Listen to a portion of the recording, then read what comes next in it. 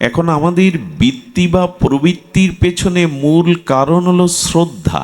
শ্রদ্ধা তিন প্রকার: সাত্ত্বিক শ্রদ্ধা, রাজসিক শ্রদ্ধা, তামসিক শ্রদ্ধা। এই সাত্ত্বিক, রাজসিক, তামসিক শ্রদ্ধার মধ্যে যতদিন আমার বৃত্তি প্রবৃত্তি, ততদিন শুদ্ধা ভক্তি হবে না। এই জন্য ভগবান তৃতীয় পাণ্ডব অর্জুনকে বলেছেন, তুমি ত্রিগুণাতীত হও। এই যে সাত্ত্বিক, রাজসিক, তামসিক, এই তিন গুণের ঊর্ধ্বে না উঠলে তুমি আমাকে পাবে না। আমরা কোন গুণের মধ্যে? আমরা শুদ্ধা ভক্তির জন্য ত্রিগুণ অতিক্রম করতে পেরেছি কি? এই প্রশ্ন আমাদের এখন উত্তর নিতে হবে ভাগবত থেকে।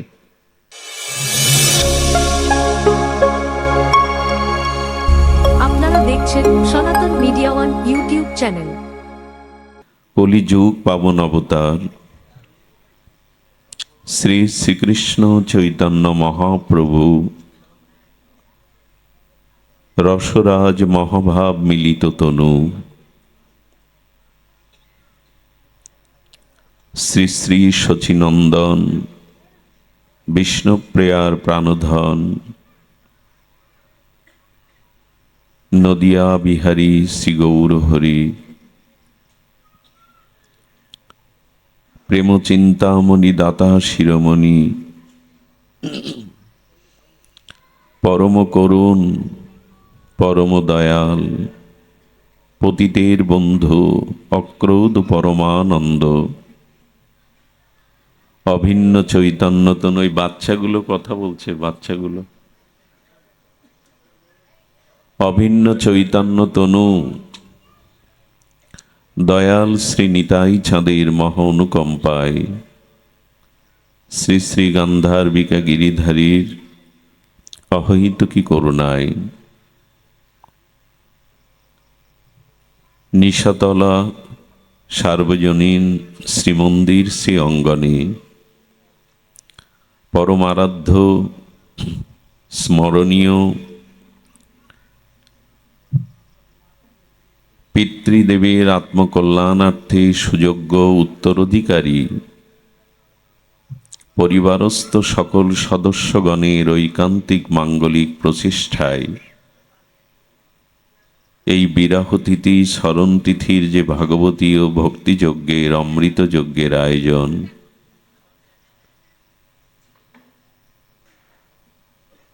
সেই আয়োজনে হরিকথার শুভারম্ভে অস্মাদীয় পরম আরাধ্য জীবনধন জীবন সর্বস্ব প্রাতঃস্মরণীয় পরম বন্দনীয় শ্রী শিল গুরু মহারাজের রাতুল আতুল চরণারবিন্দে পরার্ধ কোটি দণ্ডবত প্রণতি। সংকীর্তন আচার্যবৃন্দ,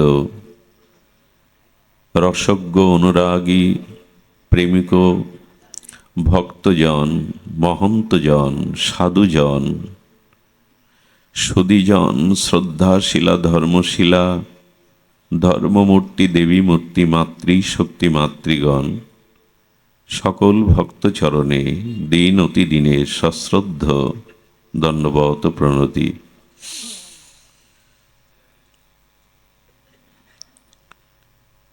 ভক্তি ভিন্ন, নির্গুণা, অহৈতুকী। শুদ্ধ ভক্তি ভিন্ন, আমাদের স্থিরতা নাই, পরম প্রাপ্তিও সম্ভব নয়।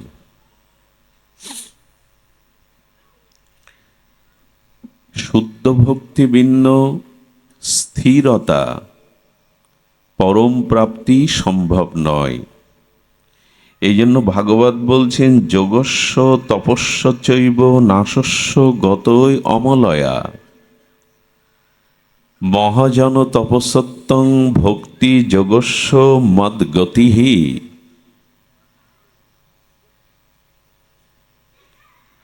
যতদিন শুদ্ধা কেবলা নির্গুণা ভক্তি আর মহৎ অনুগ্রহে মহৎ কৃপায় আমরা প্রাপ্ত না হচ্ছি, ততদিন আমাদের স্থিতি আসবে না। স্থিতি বলতে আমাদের এই যে গতাগতি, মানে এই যে বারবার জন্ম, বারবার মৃত্যু, বারবার শোক তাপ জরা ব্যাধি, কখনো স্বর্গে কখনো নরকে, কখনো বা তপলোকে কখনো বা সত্যলোকে, সব জায়গা থেকে ফিরে আসতে হয়। এবং এই স্থানগুলোতে গেলে পেছনে একটা মৃত্যুরূপ কাল সর্প আমাকে তাড়িয়ে বেড়ায়। এর নাম অস্থিরতা। আর যেখানে জরা নেই, মৃত্যু নেই, ব্যাধি নেই, মৃত্যুরূপ সাপের অভিশাপ নেই, কাল সর্পের স্থিতি, পরম প্রাপ্তি, এটা ভক্তিযোগ ছাড়া সম্ভব নয়। অসুস্থ শরীর, কণ্ঠস্বর বিকৃতি হয়ে গেছে, একটু কষ্ট করে হলেও ধ্যান দিন। আমাদের স্থিরতা কোথায়?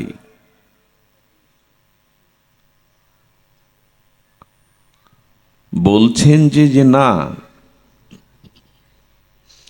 যোগ, তপ, ন্যাস অর্থাৎ কর্ম, অষ্টাঙ্গ যোগ, ধ্যানযোগ, কর্মযোগ, এগুলির দ্বারা আমরা কি পেতে পারি? মহাজন তপলোক, সত্যলোক। কিন্তু সেখানে স্থিরতা নাই। দেখুন, সৃষ্টিকর্তা ব্রহ্মারও মৃত্যু আছে, তারও মৃত্যু ভয় আছে। দেবতাদের কি কথা! এজন্য জন তপ সত্যলোকে যদি আমরা যাই যোগের দ্বারা, সৎকর্মের দ্বারা, অষ্টাঙ্গ যোগের দ্বারা, তো সেখানেও মৃত্যুরূপ সর্প আমাকে দংশন করবে। সেখান থেকেও আমাদের ফিরে আসতে হবে। একমাত্র বিশুদ্ধ কেবলা নির্গুণা ভক্তি প্রাপ্তি, যেখানে আর অস্থিরতা নাই, স্থিরতা আছে। এই জায়গায় যেতে চাই তো আমরা না? বারবার জন্মাবো, বারবার মৃত্যুবরণ করব, বারবার কর্মফল ভোগ করবে, এইভাবে চলতে থাকবে কল্পের পর কল্প, সৃষ্টির পর সৃষ্টি। স্থিরতা কই?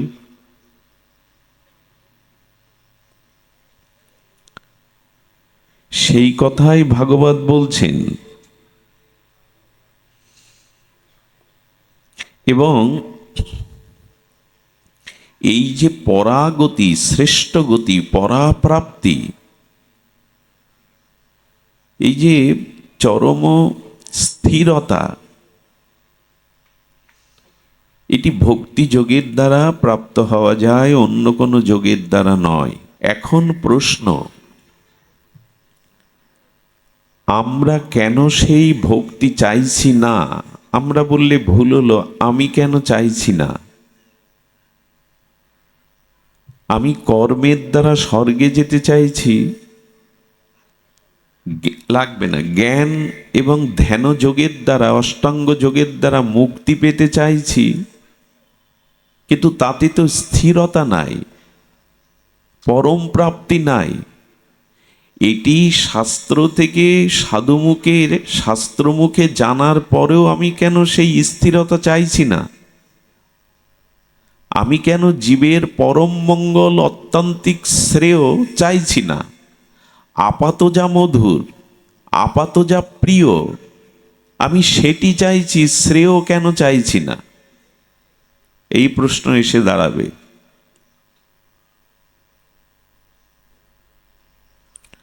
এই প্রশ্নের উত্তর হলো, আমরা বৃত্তি বা প্রবৃত্তির পিছনে মূল কারণ হলো শ্রদ্ধা। একটু কঠিন বিষয়, নির্গুণা ভক্তিকে বর্ণনা করা বড় কঠিনই বিষয়। এই নিগূঢ় রহস্যময় ভক্তি রহস্য কণিকা জানা বড় দুরূহ। ভক্তি বড় সুদুর্লভ। এই জন্য এই কথার একটু ভেতরে যেতে হবে। বারবার বলি, শ্রবণাঙ্গ ভক্তিটা মন যুক্ত না হলে হবে না। ভগবানের কথা বা হরিকথা শ্রবণে মন যুক্ত হতে হবে, নাহলে কর্ণে গেলে শ্রবণ হবে না। মন যুক্ত শ্রবণই হলো শ্রবণ, মনটা যুক্ত হতে হবে। এখন আমাদের বৃত্তি বা প্রবৃত্তির পেছনে মূল কারণ হলো শ্রদ্ধা। শ্রদ্ধা শ্রীমদ্ ভাগবত গীতাতে ত্রিবিধা বলেছেন। শ্রদ্ধা তিন প্রকার: সাত্ত্বিক শ্রদ্ধা, রাজসিক শ্রদ্ধা, তামসিক শ্রদ্ধা। যার যেমন পূর্ব সংস্কার কর্ম সংস্কারের শ্রদ্ধা, সে সেই পথের অনুগামী হয়, সেই বস্তুই চেয়ে বসে। আমাদের পূর্ব জন্মের কর্ম সংস্কার স্বভাব দ্বারা এই শ্রদ্ধার নিরূপণ হয়। এখন আপনি আপনার কাছে সমীক্ষাতে জানতে চান আপনি কোন শ্রদ্ধার অধিকারী, সাত্ত্বিক শ্রদ্ধার, তামসিক শ্রদ্ধার না রাজসিক শ্রদ্ধার? এই শ্রদ্ধা পূর্ব কর্ম সংস্কার স্বভাবের দ্বারা তৈরি হয়। আর যার যেমন শ্রদ্ধা, তার বৃত্তি বা প্রবৃত্তি তাই হয়। মানুষ যেই যে বিভিন্ন ভাবে চলছে, বিভিন্ন স্বভাবে চলছে, এটা তার শ্রদ্ধার কারণে। শ্রদ্ধা ত্রিবিধা, তিন প্রকার: সাত্ত্বিক, রাজসিক, তামসিক। সাত্ত্বিকী আধ্যাত্মিক শ্রদ্ধা, কর্মশ্রদ্ধা সুরাজসিক। ভাগবত বলছেন, তামস্য ধর্মে যা শ্রদ্ধা মত সেবায়ন্ত নির্গুণা। আর একটা মজার কথা কি জানেন? এই সাত্ত্বিক, রাজসিক, তামসিক শ্রদ্ধার মধ্যে যতদিন আমার বৃত্তি প্রবৃত্তি, ততদিন শুদ্ধা ভক্তি হবে না। এই জন্য ভগবান তৃতীয় পাণ্ডব অর্জুনকে বলেছেন, তুমি ত্রিগুণাতীত হও। এই যে সাত্ত্বিক, রাজসিক, তামসিক, এই তিন গুণের ঊর্ধ্বে না উঠলে তুমি আমাকে পাবে না। আমরা কোন গুণের মধ্যে? আমরা শুদ্ধা ভক্তির জন্য ত্রিগুণ অতিক্রম করতে পেরেছি কি? এই প্রশ্ন আমাদের এখন উত্তর নিতে হবে ভাগবত থেকে। ভক্তি রহস্য কণিকা, একটু ভেদ করার জন্য সময় চাই, ধৈর্য চাই, মনোনিবেশ চাই। সাত্ত্বিকী শ্রদ্ধায় কি হয়? আধ্যাত্মিক কর্মে, পূজা পার্বণ, তীর্থ, দান, ধ্যান, এতে মনের অভিনিবেশ আসে, এর নাম সাত্ত্বিক শ্রদ্ধা। আর এর দ্বারা পূর্ণাদি চিত্তবৃত্তি পূর্ণ কর্মে রত হয়। যখন ভোগের দিকে, বিলাসের দিকে দৃষ্টি যায়, তার নাম রাজসিক শ্রদ্ধা। আর যখন ধর্মের বিপরীত অধর্মেতে মন যায়, অশাস্ত্রীয় কর্মে আমার রুচি হয়, এর নাম তামসিক শ্রদ্ধা। আগেই বলা হলো, যার যেমন পূর্ব কর্ম জন্ম সংস্কারের স্বভাবজাত শ্রদ্ধা, সে সেই রূপই করবে। সংস্কার বড় প্রভাব ফেলে। পূর্বেও শুনেছেন, একটা জন্তু জানোয়ারের বাচ্চা, তাতে একটা কুকুরের বাচ্চাকে জলে ফেলে দিন, পূর্ব কোনো প্রস্তুতি ছাড়াই ও সাঁতরিয়ে ডেঙায় উঠতে পারবে।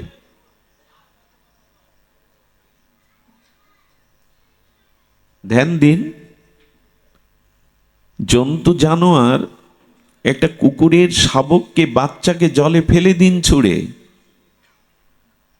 ও পূর্ব কোনো প্রস্তুতি অনুশীলন ছাড়া সাঁতরিয়ে ডাঙায় উঠবে কি না? উঠতে পারে। কিন্তু মানব শিশুকে ফেলে দিন সাঁতার না শিখিয়ে, কেন পারবে না? জন্ম জন্ম ওই জন্তু জানোয়ার ওদের সাঁতরানো ট্রেনিং বাদে, অভ্যাস বাদে সাঁতরানোর সংস্কার আছে, মানুষের তা নাই।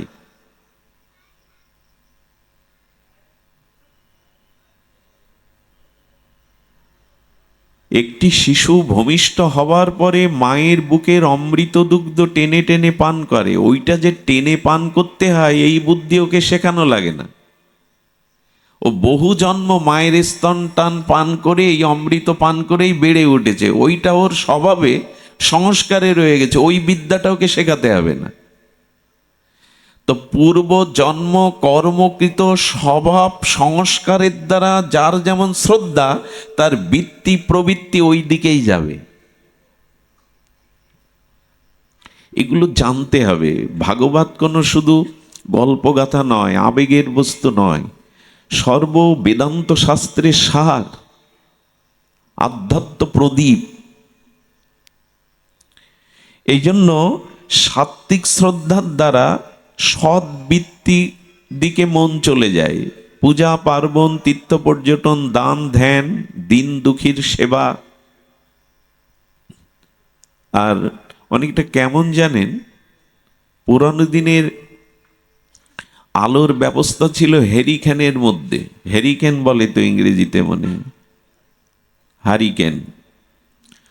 তো মায়েরা কাজটা বালি দিয়ে ভালো করে কাজটা, হ্যারিকেনের কাজটা মুছে নিত, ভালো করে চকচক করত, তেলটা সেকে দিত, আলোটা ভেতরে যেমন বাইরে প্রকাশ হতো তেমন।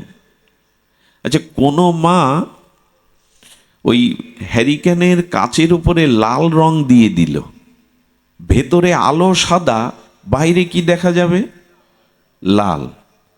আর অনেক দিন ওই চিমনিটা, ওই কাঁচটা মার্জন করেনি, কালি জমে গেছে, ভেতরে আলো, বাইরে প্রকাশ হবে কি?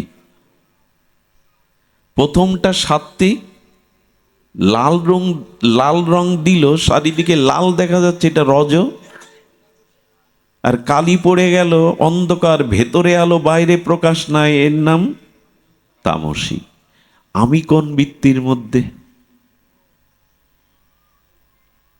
সব থেকে বড় কথা, এই তিন গুণ যতদিন চক্রারে ঘুরতে থাকবে ততদিন ভক্তি হবে না। তাহলে বিশুদ্ধ কেবলা নির্মলা ভক্তি হতে গেলে কোন শ্রদ্ধার দরকার? নির্গুণা। ভাগবত বলছে নির্গুণা শ্রদ্ধা। ভক্তি যোগস্মাদ গতিহি, ভক্তি যোগের দ্বারা এই গতি প্রাপ্ত হওয়া যায়, স্থিতি আসে, আর অভিশাপ ভোগ করতে আসতে হয় না। আর জরা মৃত্যু, কর্মফলের নিদারুণ শোক তাপ, মাতৃজঠরের যন্ত্রণা, ভয়াল মৃত্যুর করাল গ্রাসে আবর্তন হতে হয় না, যতদিন তোমার হৃদয়ে নির্গুণা অহৈতুকী কেবলা শুদ্ধা ভক্তির উদয় না হবে। আর এই ভক্তির উদয়ের পূর্ব সত্য হলো নির্গুণা শ্রদ্ধা। আমরা কিন্তু একটু মনে রাখতে হবে। আমার মনে হয় মাঝে মাঝে পাঠে খাতা কলম নিয়ে বসা ভালো, কিছু কিছু শব্দ নোট করে রাখতে হয়, পরে যাতে স্মরণে আসে। কারণ আমাদের দুর্দশা হলো 5 বছর ধরে মনে রেখেছি কে আমাকে অপমান করেছিল, কি কথা বলে। 3 গুণের মধ্যে থাকলে বিশুদ্ধ ভক্তি আসবে না, শুদ্ধা ভক্তি আসবে না। শুদ্ধা ভক্তি আসতে গেলে আপনি নির্গুণা শ্রদ্ধা চাই। আর এটি কোথা থেকে পাওয়া যাবে? এটি জপ তপ, তীর্থ পর্যটন, দান ধ্যান, গঙ্গা যমুনায় স্নান, দিন দুঃখী দরিদ্রের নারায়ণের সেবা, এর দ্বারা আসবে না। একটা মজার কথা কি জানেন? এই যেগুলি বললাম এগুলি করলে পুণ্য হয়, সাত্ত্বিক শ্রদ্ধা জন্মায়, সৎ কাজে প্রবৃত্তি আসে, বৃত্তি আসে, কিন্তু স্বভাব সংশোধন হয় না। কথাটা আবার শোনা দরকার। তীর্থযাত্রা, গঙ্গা যমুনা সরস্বতীতে ডুব দেওয়া, দান ধ্যান যাগযজ্ঞ করা, এর দ্বারা পূর্ণ হয়, চিত্তবৃত্তি সাত্ত্বিক গুণে দিকে ধাবিত হয়, কিন্তু স্বভাব সংশোধন হয় না। এর মধ্যে যারা আছেন প্রায় মুখগুলো আমার চেনা। আপনাদের দুয়ারে, আপনাদের চরণে অনেক দিন ধরে আসা যাওয়া গতাগতি আছে, চিনি। এর মধ্যে এমন কেউ নেই যে পুণ্যকর্ম করেননি, একটু দান করেননি, একটু তীর্থে যাননি, একটু যোগে স্নান করেননি, হ্যাঁ, একটু পূজা করেননি, কিন্তু স্বভাব আজও সংশোধন হলো না কেন? বলি এর দ্বারা তো স্বভাব সংশোধন হয় না। এর দ্বারা মনোবৃত্তিটা মাঝে মাঝে সাত্ত্বিক হয়, কিছুদিন সাত্ত্বিক থাকে, আবার ভেতরের পাপ প্রবৃত্তি প্রবল হয়ে ওঠে। স্বভাব সংশোধন হয় না। স্বভাব সংশোধনের দ্বারা প্রয়োজন হলো কি? প্রয়োজন, স্বভাব সংশোধন হতে গেলে এই নির্গুণা শ্রদ্ধাযুক্ত ভগবানের নিষ্কপট ভক্তি চাই, ভজনের দ্বারাই হয়। শ্রবণ কীর্তন স্মরণ বন্দন অর্চন যে নববিধা ভক্তি আছে, এগুলি যাজন করলে স্বভাব সংশোধন হয়। তো এখানে শাস্ত্রে বলছেন নির্গুণা ভক্তিটা কেবল প্রাপ্ত হওয়া যায় শুদ্ধ অনুরাগী শ্রী ভগবানের প্রিয় ভক্ত মহতের সঙ্গ দ্বারা। আর কোনো কিছুতে নির্গুণা শ্রদ্ধা পাবেন না। যতদিন আপনার আমার জীবনে ভগবানের প্রিয় অনুরাগী ভজনানন্দী নিষ্কপট নির্মল চরিত্র প্রেম অনুরাগী ভক্তি অনুরাগী শুদ্ধ ভক্তের সঙ্গ না হচ্ছে, সেই ভক্ত মুখে হরিকথা শ্রবণ কীর্তন না হচ্ছে, ততদিন নির্গুণা শ্রদ্ধা আপনার উদয় হবেই না। এটা পূজা পার্বণের দ্বারা হবে না, তীর্থ পর্যটনের দ্বারা হবে না, দান ধ্যানের দ্বারা হবে না। আচ্ছা, দুর্গা দেবীর বাহন আছে সিংহ, শ্রীমান মহাদেবের বাহন আছে বৃষ, ভগবান নারায়ণের বিষ্ণুর বাহন আছে গরুর, সবারই তো আছে, ব্রহ্মার আছে হংস, এমন বাহন আছে। কিন্তু ভক্তিও যদি দেবী হয়, তার বাহনকে? ভক্তি তো দেবী, সর্বোত্তম দেবী, ভক্তি দেবী, তার বাহনকে? ভক্তি সৎসঙ্গ বাহনা। শুদ্ধ ভগবানের ভক্তের হৃদয়ে ভক্তি বহন হয়ে যায়। ভক্ত হৃদয়ই হলো ভক্তি দেবীর বাহন। শুদ্ধ ভক্তের হৃদয়েই ভক্তি বাহন করে চলেন। এই জন্য যতদিন ভগবানের প্রিয় ভক্তের মহৎ কৃপা না হচ্ছে আপনার উপরে, ততদিন নির্গুণা ওই গুণযুক্ত সাত্ত্বিক রাজসিক তামসিক আসবে। এই জন্য না সাধু সঙ্গের মহৎ সঙ্গের এত মহিমা। ভাগ্যদয়েন বহু জন্ম সমার্জিতেন সৎসঙ্গ চ লভ্যতে। বহু জন্মের সৌভাগ্যকৃত পূর্ণ রাশি একত্রিত হলে তবে ভগবান বিশেষ কৃপা করেন ওই জীবের প্রতি। তখনই সেই জীব এই নির্গুণা শ্রদ্ধা পাওয়ার সময় সুযোগ এসে যায়। ভগবান তখনই তাকে মহৎ কোনো ভক্তের সঙ্গে সঙ্গ দিয়ে দেন। এই জন্য দুর্লভ, ভগবান দুর্লভ নয়, ভগবানের প্রিয় কোনো ভক্ত দুর্লভ। এই মহৎ কৃপা মহৎ অনুগ্রহ বিনা ভক্তি হবে না। চৈতন্য চরিতামৃতে বলা আছে, কবিরাজ কৃষ্ণ গোস্বামী এই পয়ারে জানিয়েছেন, মহৎ কৃপা বিনা কোনো কার্যে ভক্তি নয়। মহৎ কৃপা ছাড়া কোনো কার্যে ভক্তি আপনার আসবে না। কৃষ্ণ ভক্তি রহুক দূরে।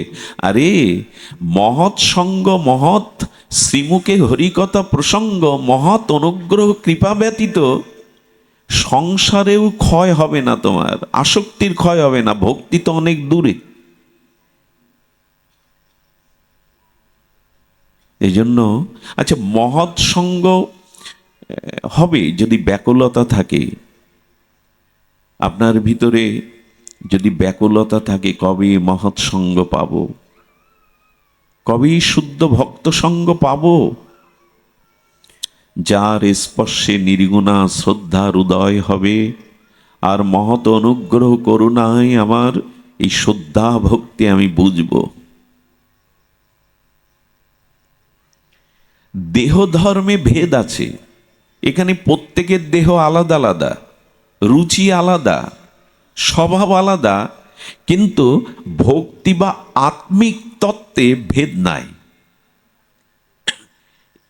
এখানে আমাদের স্বভাব, কর্ম, চেহারা, অন্যান্য দিকগুলো সব ভিন্ন, কিন্তু আত্মাগুলো কি ভিন্ন? এখানে যারা আছেন তাদের ভিতরে যে আত্মা আছে, চিৎ আত্মা, এ কি ভিন্ন ভিন্ন? আত্মতত্ত্বে, ভক্তি তত্ত্বে ভেদ নাই, ভেদ শুধু দৈহিক বিষয়ে। এই জন্য ভক্তির গরিমা মহিমা, ভক্তি মহারানীর এই অদ্বিতীয়া যে তার মহিমা, এটি কেন কেন জানেন? নির্গুণা শ্রদ্ধার দ্বারা, মহতের অনুগ্রহের দ্বারা আপনি তখন শুদ্ধা ভক্তি বুঝলেন। বুঝলেন মানে শুদ্ধা ভক্তি বুঝলাম কি করে? বুঝবার উপায় দেখুন, জ্বর মাপতে থার্মোমিটার লাগে, আর আপনি শুদ্ধা ভক্তির প্রগতির পথে আছেন কিনা তার থার্মোমিটার এখানে ভগবত বলছেন। কি দিয়ে বুঝবেন যে আপনি শুদ্ধা ভক্তি যাজন করছেন, শুদ্ধা ভক্তির পথে এসেছেন?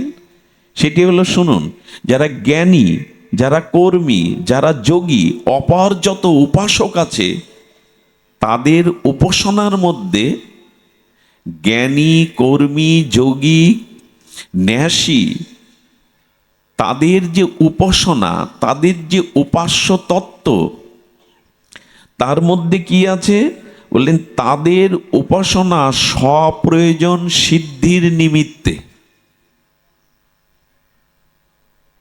কর্মী, জ্ঞানী, যোগী, ন্যাসী, এদের যে উপাসনা, যোগী কিন্তু সাধারণ আমরা যোগ পারবো না, ন্যাসী অষ্টাঙ্গ যোগ সবার পক্ষে সম্ভব না। জ্ঞানীরও কিন্তু তত্ত্ব অনেক গভীরে, জ্ঞানী সকলে হতে পারে না। জ্ঞানের ন্যায় পবিত্র এই জগতে অন্য কিছু নাই। বসো, পাঠ শোনো। জ্ঞানী কিন্তু সাধারণ নয়। নহি জ্ঞানেন সদৃশং পবিত্র মিহ বিদ্যতে। গোবিন্দ বলছে জ্ঞানের ন্যায় পবিত্র কিছু নাই। অগ্নি, জ্ঞান হলো অগ্নির মতো, ওতে যা দেবেন পুড়িয়ে ছাই করে দেবে। কারো ভিতরে জ্ঞান এলে সমস্ত পাপ পুড়ে ছাই হয়ে যায়। জ্ঞান হলো তরণীর মতো, নৌকার মতো, ওই ভব সংসার পার করে দেয়। জ্ঞান সাধারণ কিছু না। সৎকর্ম সবার দ্বারাও সম্ভব না, কিন্তু এই সব উপাসনা উপাসকের কাছে স্বপ্রয়োজন সিদ্ধির জন্য এই উপাসনা। স্বপ্রয়োজন সিদ্ধি কথাটা বুঝলাম কি না? অর্থাৎ যোগী, কর্ম, জ্ঞানী, তারা যে উপাসনা করছে, তাদের উপাসকের কাছ থেকে তারা নিজের প্রয়োজন মেটাতে চায়। কি করে বোঝাই বলুন তো?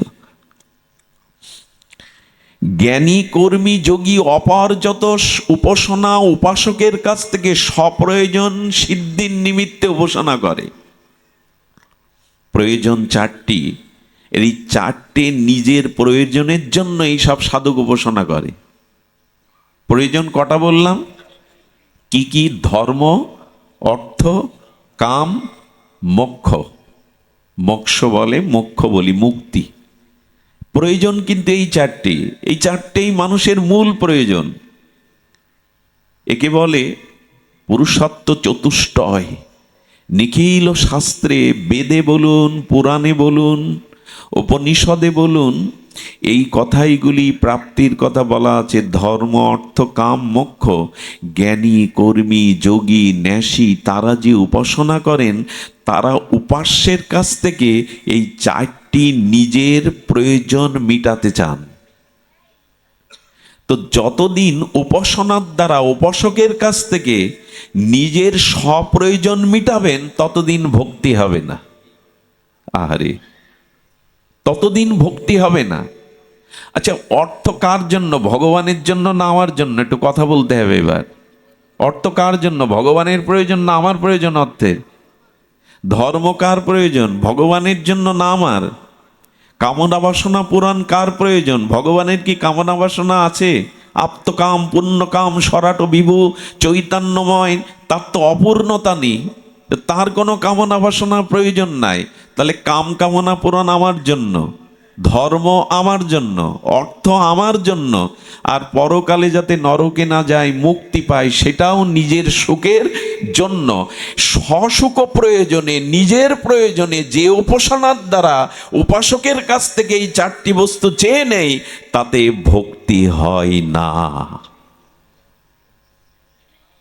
আর এই চারটেই আমরা চেয়ে বসি সব সময়। পূজা পার্বণ আরাধনা প্রার্থনা যা করছি তার পেছনে লাগে আছে এই চারটি মনোবাসনা। এতে ভক্তি হবে না, মুক্তি হবে। মুক্তি আর ভক্তি তো এক জিনিস নয়। মুক্তি মানে চিনি হওয়া, আর ভক্তি মানে চিনি আস্বাদন করা, খাওয়া। মুক্তি মানে জন্ম নেই, মৃত্যু নেই, অনুভূতি নেই, আনন্দ নেই, সেবা নেই, একটা স্থায়ী আনন্দ। জন্ম মৃত্যু নেই তো কর্মফল নেই, স্থায়ী আনন্দ। আর ভক্তি মানে বারবার জন্মাবো, বারবার তোমার সেবা আনন্দ পাবো, বারবার তোমার রস আস্বাদন করব। চিনি হওয়া আর চিনি খাওয়া, কোনটা চান? লাভ কোনটা? চিনি হয়ে যাওয়া? তাহলে তো আস্বাদন থাকলো না।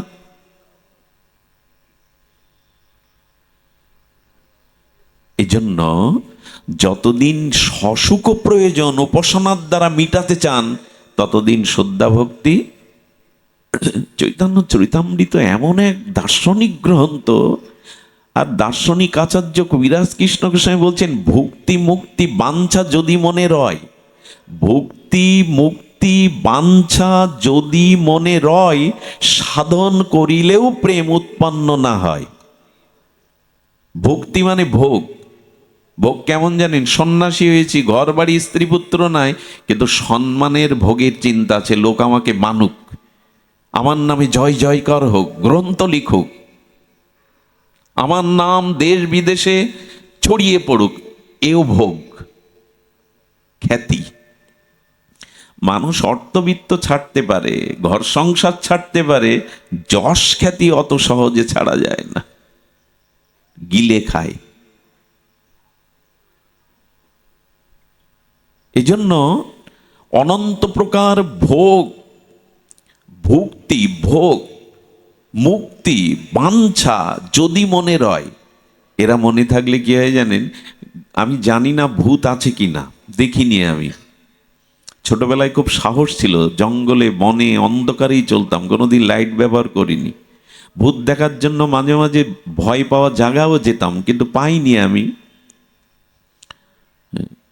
তবে ভূত নাকি আছে, কারো ঘাড়েও লাগে, পিশাচি প্রেতাত্মা এগুলো ঘাড়ে লাগে, তাকে নাকি মন্ত্র ঔষধে ঝাড়াতে হয়। তো যার ঘাড়ে গ্রামগঞ্জে ভূত লাগলো, ওকে দেখবেন অনেক বেশি খেতে দেয়া হয়, কিন্তু স্বাস্থ্য ভালো হয় না, দিন দিন হাড়গুলো বেরিয়ে যায়।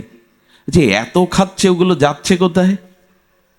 বলে আসলে ও খাচ্ছে না তো, ওর ঘাড়ে যে লেগে আছে ওইগুলোই খেয়ে নিচ্ছে, ওর স্বাস্থ্য অটুট হচ্ছে না। তা কারো মধ্যে ভজন সাধন করেও যদি যশ খ্যাতি পূজা প্রতিষ্ঠা মুক্তি মান সম্মান এইসব ভুক্তি মুক্তি পিশাচি থাকে, তবে আপনার ভক্তি খেয়ে ফেলবে, ও ভক্তি দেবে না। এটা জানা আমাদের খুব প্রয়োজন। আমরা তো ছুটছি, শুধু ছুটছি উল্কার মতো। জানা প্রয়োজন যে শুদ্ধা ভক্তির মহিমা। এই জন্য স্বপ্রয়োজন সিদ্ধির নিমিত্তে আমাদের উপাসনা, এই জন্য আমরা আটকে যাই, আমরা ব্রজে যেতে পারি না, আমরা ভক্তি লাভ করতে অসমর্থ, কারণ আটকে যায়। যশ খ্যাতি পূজা প্রতিষ্ঠা অর্থ সম্পদ মুক্তি বাসনা এগুলো আটকে দেয়, যেতে দেয় না। আমরাও আটকে গেছি এর মধ্যে। এই জন্য ভক্তি সকলেই চায় না কেন? শুদ্ধা ভক্তগণের উপাসনা কেবল, এই দেখুন এইবার ভক্তির উপাসনা কাদের? শুদ্ধা ভক্তির থার্মোমিটারে জ্বর মাপা যায়, আমরাও মেপে নিই। শুদ্ধা ভক্তির লক্ষণ কি? শুদ্ধা ভক্তির লক্ষণ হলো অন্ন অবলিষিতা সন্ধ্যাং জ্ঞানাকর্ম অনাবৃতাম আনুকূল্যেন কৃষ্ণ অনুশীলনাং ভক্তির উত্তমা। গোস্বামী গ্রন্থের কলম তো অন্ন অভিলিষিতা স্বর্ণং, অর্থাৎ ধর্মত্ব কাম্যকে এই অভিলিষিতা অভিলাষ যেখানে শূন্য নেই। ধর্ম অর্থ কাম্যক্য যশ খ্যাতি পূজা প্রতিষ্ঠা এই অভিলাষ যার মনের থেকে তাড়িয়ে দিয়েছে ঝেঁটিয়ে। অন্য অবলিষ্ঠিতা শূন্যং, আর কি? জ্ঞান কর্মের দ্বারা যা অনাবৃত, আবৃত না। শুদ্ধা ভক্তিতে জ্ঞান কর্ম ঢেকে দেবে না। কঠিন বিষয়। জ্ঞান কর্ম অনাবৃত হতে হবে জ্ঞান কর্মের দ্বারা। কেন জানেন? জ্ঞান কর্ম যোগ ধর্মে কৃষ্ণ নহে বশ। এই দেখুন ভগবানকে, ভক্তি মানে ভগবানকে যা বশ করে। বশীকরণ বলি না আমরা, এই জগতে নাকি বশীকরণ করা যায়। বশীকরণ করলে তার আর এই জগতে অন্য কিছু থাকে না, সে ছাড়া তার পিছনে ছুটে বেড়ায়। বশীকরণ হয়ে গেছে। তো ভক্তি মানে ভগবানকে বশীকরণ করা যা যায়, তখন আর তোমাকে ভগবানের কাছে ছুটতে হবে না, ভগবান তোমার পিছনে ছুটে বেড়াবে। ভক্তি মানে বশীকরণ। আমি ভগবানকে বিক্রি করে দিতে পারবো, ভগবানকে দড়ি দিয়ে বাঁধতে পারবো, ভগবানকে তাড়ন শাসন করতে পারবো, ভগবানের কাঁধে উঠতে পারবো, নিজের এঁটো ভগবানকে খাওয়াতে পারবো, নিজের চরণের ধুলো ভগবানের মাথায় দিতে পারবো তার সুখের জন্য। তো ভগবান সহজে কেউ কারো বশ হতে চায়? কেউ কারো পরাধীন হতে চায় সহজে? তো ভগবান বললেন ভক্তি আমি সবাইকে দিতে চাই না, এই কারণে ভক্তি আমাকে বশ করে ফেলে। আমি ভক্তের অধীন হয়ে যাই। কেউ কারোর অধীন হতে চায়? অহং ভক্ত পরাধীন। যদি কেউ এই কেবলা বিশুদ্ধ ভক্তি লাভ করতে পারে, আমি চিরদিন তার অধীন হয়ে যাই। তখন আমার আর স্বাতন্ত্রতা থাকে না। ভক্ত যা বলে আমাকে তাই করতে হয়।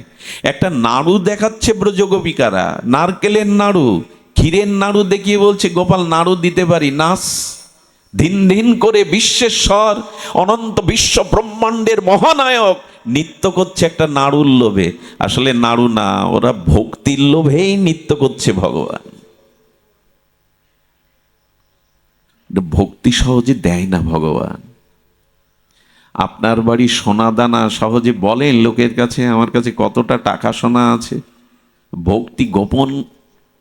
ওই যে কৃষ্ণ যদি ছোটে ভক্তে ভক্তি মুক্তি দিয়া প্রেম ভক্তি নাহি দেন রাখেন লুকাইয়া। গোবিন্দ বলছে যা নেবে নাও, মুক্তি নেবে, অর্থ নেবে, মান নেবে, ইন্দ্রের পদ নেবে, ব্রহ্মপদ নেবে, সব দিয়ে দেবো, কিন্তু ভক্তি লুকিয়ে রেখেছেন, দিতে চান না। ওটা দিলেই তো আমার আর কিছু থাকলো না, আমি তার হয়ে গেলাম। এই জন্য শুদ্ধ ভক্তির লক্ষণ কি? এখানে লক্ষণ করেছেন ভক্তগণের উপাসনা কেবল, খুব ধ্যান দিতে হবে, ভক্তগণের উপাসনা কেবল উপাসকের প্রীতির নিমিত্তে, নিজের সুখের নিমিত্তে নয়। ভক্তের উপাসনা চেষ্টা বাক্য কর্ম সব কিছু নিজ সসুখের জন্য নয়, প্রিয় পরমের সুখের জন্য। এইখানটাই তো উল্টে গেল, তাই না? জ্ঞানী কর্মী যোগী নিজের সুখের প্রয়োজনের জন্য তারা যোগ ধ্যান কর্ম করছে, ধর্মার্থ কামার পর জানার। ভক্তি উল্টে গেল। কি গেল?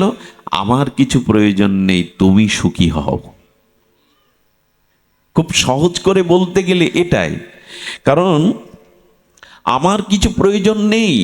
শুদ্ধ ভক্তের প্রার্থনা এই কি প্রার্থনা? লেশ মাত্র নিজ সুখের ভাবনা নাই, তুমি সুখী হও। ভগবানের কাছে শুদ্ধ ভক্তরা গিয়ে জিজ্ঞাসা করে, তোমার কি প্রয়োজন আমাকে বলো। পারবেন তো বলতে কালকে গোবিন্দের সামনে গিয়ে? এক কাজ করো, তোমার তোমার কিসে সুখ হবে আমায় বলো।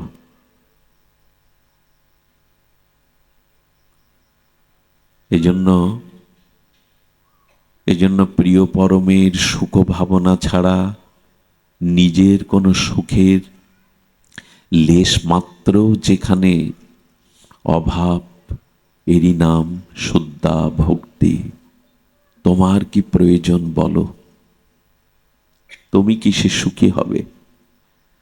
ইহকালে পরকালে তোমার কাছে কারো কাছে নিজের সুখ চাই না, তুমি সুখী হও। এটাই হলো ভক্তির পরিভাষা। এইটা শুদ্ধ ভক্তের সঙ্গ ছাড়া, এই কেন বলেছি জানেন, ভক্তি ছোঁয়াচে রোগ। যার এরকম ভাব হৃদয়ে আছে তার সঙ্গ করলে ছোঁয়াচে রোগের মতো আপনার মধ্যে ওটা সংক্রামিত হবে। আমার কিছু চাই না, তোমার সুখের জন্যই দিয়েছ তো তুমি সব, এখন তোমার দেওয়ার পালা, তুমি সুখী হও। গোপীরা গোবিন্দ বর দিতে চাইলে এই বরই চাইছে, আত্মসুখ দুঃখ গোপীর নাহিক বিচার, কৃষ্ণ সুখ হেতু চেষ্টা মনোব্যবহার। আহা, শব্দটি আবার বলি, কানে গেলেই হলো। ঔষধ খান, ঔষধের মধ্যে কি কি উপাদান আছে, কি কি উপাদান দিয়ে মেডিসিন তৈরি হয়েছে আপনার জানার দরকার নেই। ডাক্তার দিয়েছে, খান, ভেতরে গেলেও রোগ সারাবে। আপনার কেন জানার প্রয়োজন যে এই ঔষধটা কি উপাদান দিয়ে তৈরি হয়েছে? ওটা ডাক্তার বুঝুক। তো আমাদেরও এখানে বলছেন যে শুদ্ধা ভক্তির পরিচয় কি? শুদ্ধা ভক্তির পরিচয় আত্মসুখ দুঃখ গোপীর নাহিক বিচার। নিজের সুখ দুঃখের বিচার গোপীদের নাই, কৃষ্ণ সুখ হেতু চেষ্টা মনোব্যবহার। এ দেখুন ভক্তির ভাষা, কৃষ্ণ সুখ হেতু চেষ্টা মনো ব্যবহার। আমার মন ব্যবহার চেষ্টা যদি নিজের সুখের জন্য না হয়, কৃষ্ণ সুখের জন্য, রাধারানীর সুখের জন্য হবে, এরই নাম ভক্তি। আমার সকল চেষ্টা, সকল ব্যবহার, সকল কর্ম শুধু তার সুখের নিমিত্তে। এই জায়গায় যেতে পারবো তো? পেরেছি তো? এই ভাবনা আসে তো? প্রহ্লাদ মহারাজ একটা কথা বলে দিয়েছেন, খুব মার্মিক কথা। ভগবান তোমাকে সামনে রেখে তোমার সাধন ভজন করে যারা তোমার কাছে সাংসারিক অনিত্য সুখ চায়, এরা সব ধর্ম ব্যবসায়ী। প্রহ্লাদ মহারাজ বলে দিয়েছেন, তোমাকে সামনে রেখে তোমার সেবা সুখ ব্যতীত যারা তোমার কাছ থেকে নিজ সুখ ভোগ বাসনা চেয়ে নেয়, এরা ধর্ম ব্যবসায়ী। কারণ 40 টাকা দিলেই তো মুদিখানা দোকানদার 1 কেজি লবণ দেবে, এমনি তো দেবে না। আমি টাকা দিলাম, বিনিময়ে তুমি বস্তু দিলে, তাতে আর কি হলো? তাতে তো আদান প্রদান হলো।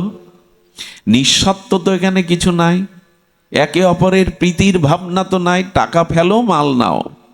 প্রহ্লাদ বলছেন, তোমাকে সামনে রেখে যারা নিজ সুখের জন্য তোমাকে ব্যবহার করে, এরা ব্যবসায়ী। আমরা মাঝে মাঝে দেবদেবী ভগবানকে আমাদের ভোগ বাসনার যন্ত্ররূপে ব্যবহার করি। এই করব, তুমি এই দাও, আমার এই ইচ্ছা পূর্ণ করো, আমি তোমার এই করব। যন্ত্রের মতো ব্যবহার করি, এতে আর যাই হোক ভক্তি হয় না। ভক্তি প্রয়োজন। সেই প্রেম ভক্তি পেতে গেলে আমাদের এই জায়গাটায় আসতে হবে। ধর্মার্থ কাম্যক্ষ চতুর্বর্গ, দেখুন এটা একদিনে হবে না। আমি তো আমার মতো বলে যাচ্ছি, এগুলো একদিনে হবে না, কিন্তু জেনে তো রাখা চাই, এই পথটা তো জানা চাই। এই পথ দিয়েই যেতে হবে গোবিন্দের চরণে, রাধারানীর চরণে। পথটা তো জেনে রাখা দরকার। কবে যাব জানি না, তবে পথটা তো জেনে রাখি যে এটাই যাওয়ার পথ, ভক্তি প্রাপ্তির এটাই পথ। এই জন্য সবাই ভক্তিপথে আসতে চায় না কেন জানেন? চায় না ওই যে নিজের চাওয়া পাওয়ার কিছু নাই তো, আর আমরা চাওয়া পাওয়াগুলো পেয়ে বসে আছি। এটা চাই, ওটা চাই, এটা না হলে হবে না। এই আত্ম সুখ দুঃখ গোপীর নাহিক বিচার। আচ্ছা, হ্যাঁ, আর ভক্তিতে কি আছে জানেন? সেবা। ভক্তিতে কি আছে? সেবা। সেবা দেওয়ার জন্য প্রাণটা বড় ব্যাকুল হবে। কারণ কি জানেন? যে যাকে ভালোবাসে, খুব মন থেকে ভালোবাসে, তাকে হাতে করে সেবা করতে খুব স্বাদ হয়। দেখবেন এই ভালোবাসার একটা লক্ষণ এটা। দেখেন যে যাকে ভালোবাসে মন থেকে, তাকে সেবা করতে তার খুব স্বাদ হয়। সেবা যেখানে নাই, আমি লিখে দিতে পারি পাথরে, সেখানে ভালোবাসাই নাই। সেবা যেখানে নাই, জানবেন ভালোবাসার ছিটে ফোটাও সেখানে নাই। আর লোক দেখানো কপটতা সেবা, ওটা নিজের পাওয়ার জন্য, ওতে হয় না। এজন্য সেবাটা থাকতে হয়, ভালোবাসার লক্ষণ এইটা। হ্যাঁ, এই জন্য সেবাই হলো ভক্তি। আর সেই সেবাটা আবার জানতে হবে। কিন্তু আমি এমন এক জায়গায় আপনাদের নিয়ে যেতে চাইছি যেটা সব জায়গায় বলা উচিত নয়, মাইকে বলা উচিত নয়, তবু কেন জানি না লোভ হচ্ছে আপনাদের দেখে। আপনারা সামর্থ্য ভক্ত, আপনারা আপনারা ভাগবত জগতের সমর্থ ভক্ত, অধিকারী ভক্ত। এই জন্য বলি, সেবাটা কেমন জানেন?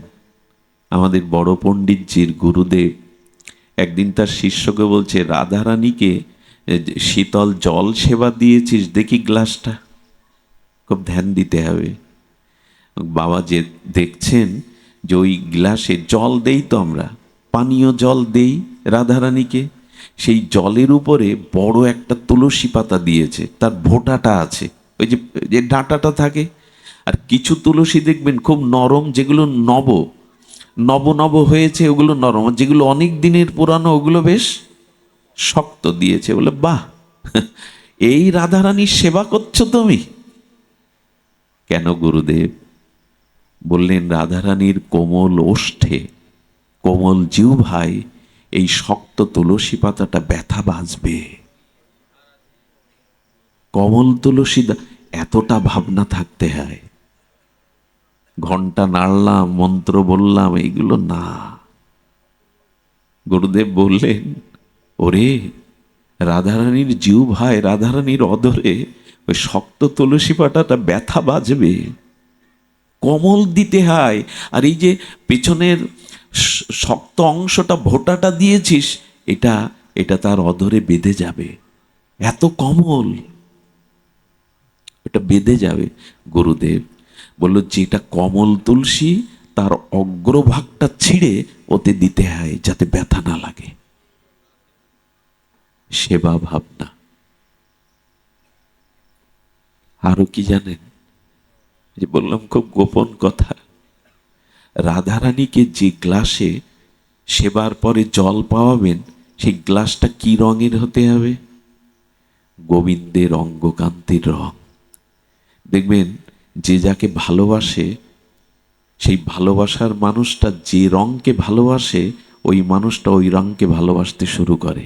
ওই রং দেখলে তার পছন্দ হয়। বোঝা যায়? আমি যাকে ভালোবাসি, সে যে রংটা ভালোবাসে, ওই রংটা আমারও প্রিয় হয়ে যায়। ভালোবাসার মানুষের সব কিছু প্রিয় লাগে, লাগে কি না? যে যাকে ভালোবাসে তার সব ভালো লাগে, ওর মধ্যে ভালো লাগা ছাড়া কিছু লাগে না। আমাদের প্রখ্যাত মানবেন্দ্র মুখোপাধ্যায়, ভারতের এই প্রখ্যাত প্রতিযোজসা শিল্পী, ওনার একটা গানে একটা লাইন আছে, প্রিয়ার কি রূপ সেই জানে যে কখনো ভালোবাসে। প্রিয়ার কি রূপ সেই জানে যে কখনো ভালো না বাসলে তার কোনো কিছু প্রিয় মনে হয় না। দেখবেন যেখানে ভালোবাসা নেই, তার সব কিছুতে অপ্রিয় লাগে। ভালোবাসায় কেমন প্রিয় মনে হয় জানেন? বিল্বমঙ্গলের কথা মনে আছে আপনাদের? দাদা একটু মনে করে দিন, লীলাটা পরে বলি। রাধারানী যে গ্লাসে জলটা দিবেন, ওই গ্লাসটা গোবিন্দের অঙ্গের রঙে হতে হবে, তাহলে ওই গ্লাসটা দেখলেই গোবিন্দ স্মৃতি জাগবে। মা লাল পেড়ে সাদা খোলে শাড়ি পরত, মা দেহ রক্ষা করেছে, আলমারির মধ্যে ওই শাড়িটা দেখলে মার কথা মনে পড়ে কি না? মনে পড়ে। রাধারানীকে সেই, আচ্ছা রাধারানী নীলম্বরী কেন? নীল শাড়ি পরেছে কেন? শ্যাম নীল হয়, শ্যাম মানে যা বৃহৎ অনন্ত বিভু, তা নীল হয়। আকাশের কিন্তু কোনো রং নেই, আকাশ শূন্য, কিন্তু নীল দেখায় কি না? সমুদ্রের জল নীল না, দূর থেকে দেখলে নীল দেখায়। বৃহৎ বস্তু, বিভু বস্তু নীলাভ হয়, নীল হয়। এই জন্য আমাদের গোবিন্দের তিনি হলেন, হ্যাঁ তিনি হলেন শ্যামল বরণ, নীলমণি। গোবিন্দ হলেন নীলমণি। এই জন্য রাধারানী নীলাম্বরী, নীল রঙের শাড়ি পরেছে, যাতে গোবিন্দের অঙ্গ কান্তিটা আমার গায়ে লেগে থাকে, গোবিন্দের অঙ্গ কান্তিটা যেন আমাদের অঙ্গে মিশে থাকে। আহারে,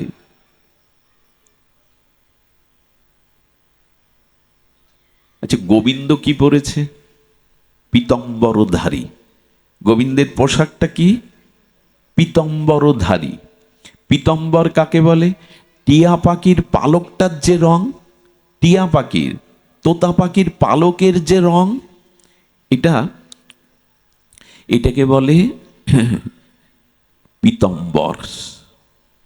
বিয়ের দিনে দেখবেন, সারা জীবনে না পড়লেও বিয়ের দিনে একটা হলুদ ধুতি, হলুদ শাড়ি পরে, ওইটা হলো অনুরাগের রং। পীতম্বর হলো অনুরাগের রং, নীল। এই জন্য বিয়ের দিনে দেখবেন নীল, নীল না পীতম্বরও ওই ধুতি পরায় হলুদ রঙের। গোবিন্দ পীতম্বর হয়েছে কারণ রাধারানীর অঙ্গকান্তিটা পীতবরণ। সোনাকে আগুনে গলালে যে উজ্জ্বল কান্তি হয়, রাধারানীর অঙ্গকান্তি তাই। এই জন্য গোবিন্দ পীতবরণ ধরেছেন, রাধারানীর অঙ্গকান্তিটা যেন আমার অঙ্গে লেগে থাকে। ভালো না বাসলে এরকম হয়? ভালো না, ভালোবাসার লক্ষণ কেমন জানেন? গোবিন্দ একদিন বৃন্দাবনের এক কুঞ্জে প্রেম সরোবরে স্নান করতে লাভছেন, তো গুনে গুনে পা ফেলছেন। সখা জিজ্ঞাসা করছে, গুনে গুনে দেখে দেখে পা ফেলছিস কেন? বলি, এই কুঞ্জ সরোবরে আজ আমার প্রেমময়ী ঠাকুরানী স্নান করেছে, রাধারানী। আমি দূর থেকে দেখেছি, যেখানে যেখানে পা ফেলেছে আমি সেখানে সেখানেই পা ফেলছি।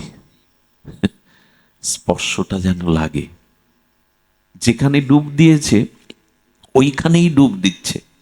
গোবিন্দের দশা কেমন? খবরদার, এখানে যেন নায়ক নায়িকা ভাব এনে ফেলবেন না, যুবতী যুবকের ভাব এসে ফেলবেন না, সব নষ্ট হয়ে যাবে, সব অভিশাপে ভরে যাবে। খবরদার, এখানে ওই বুদ্ধি যেন আনবেন না।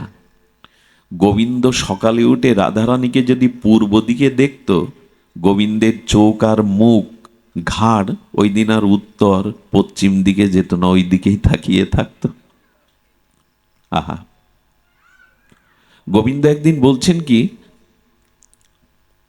ধোপা, যারা জামা কাপড় কেচে দেয় ধোপা, রাধারানীর পোশাকটা যে ধোপা, বিষভানুনন্দিনীর যে ধোপা কাছে, সেই ধোপাকে গোবিন্দ ডেকেছে, এই শোনো শোনো, আজ থেকে তুমি আমার এই বাচ্চাগুলোকে শান্ত করুন,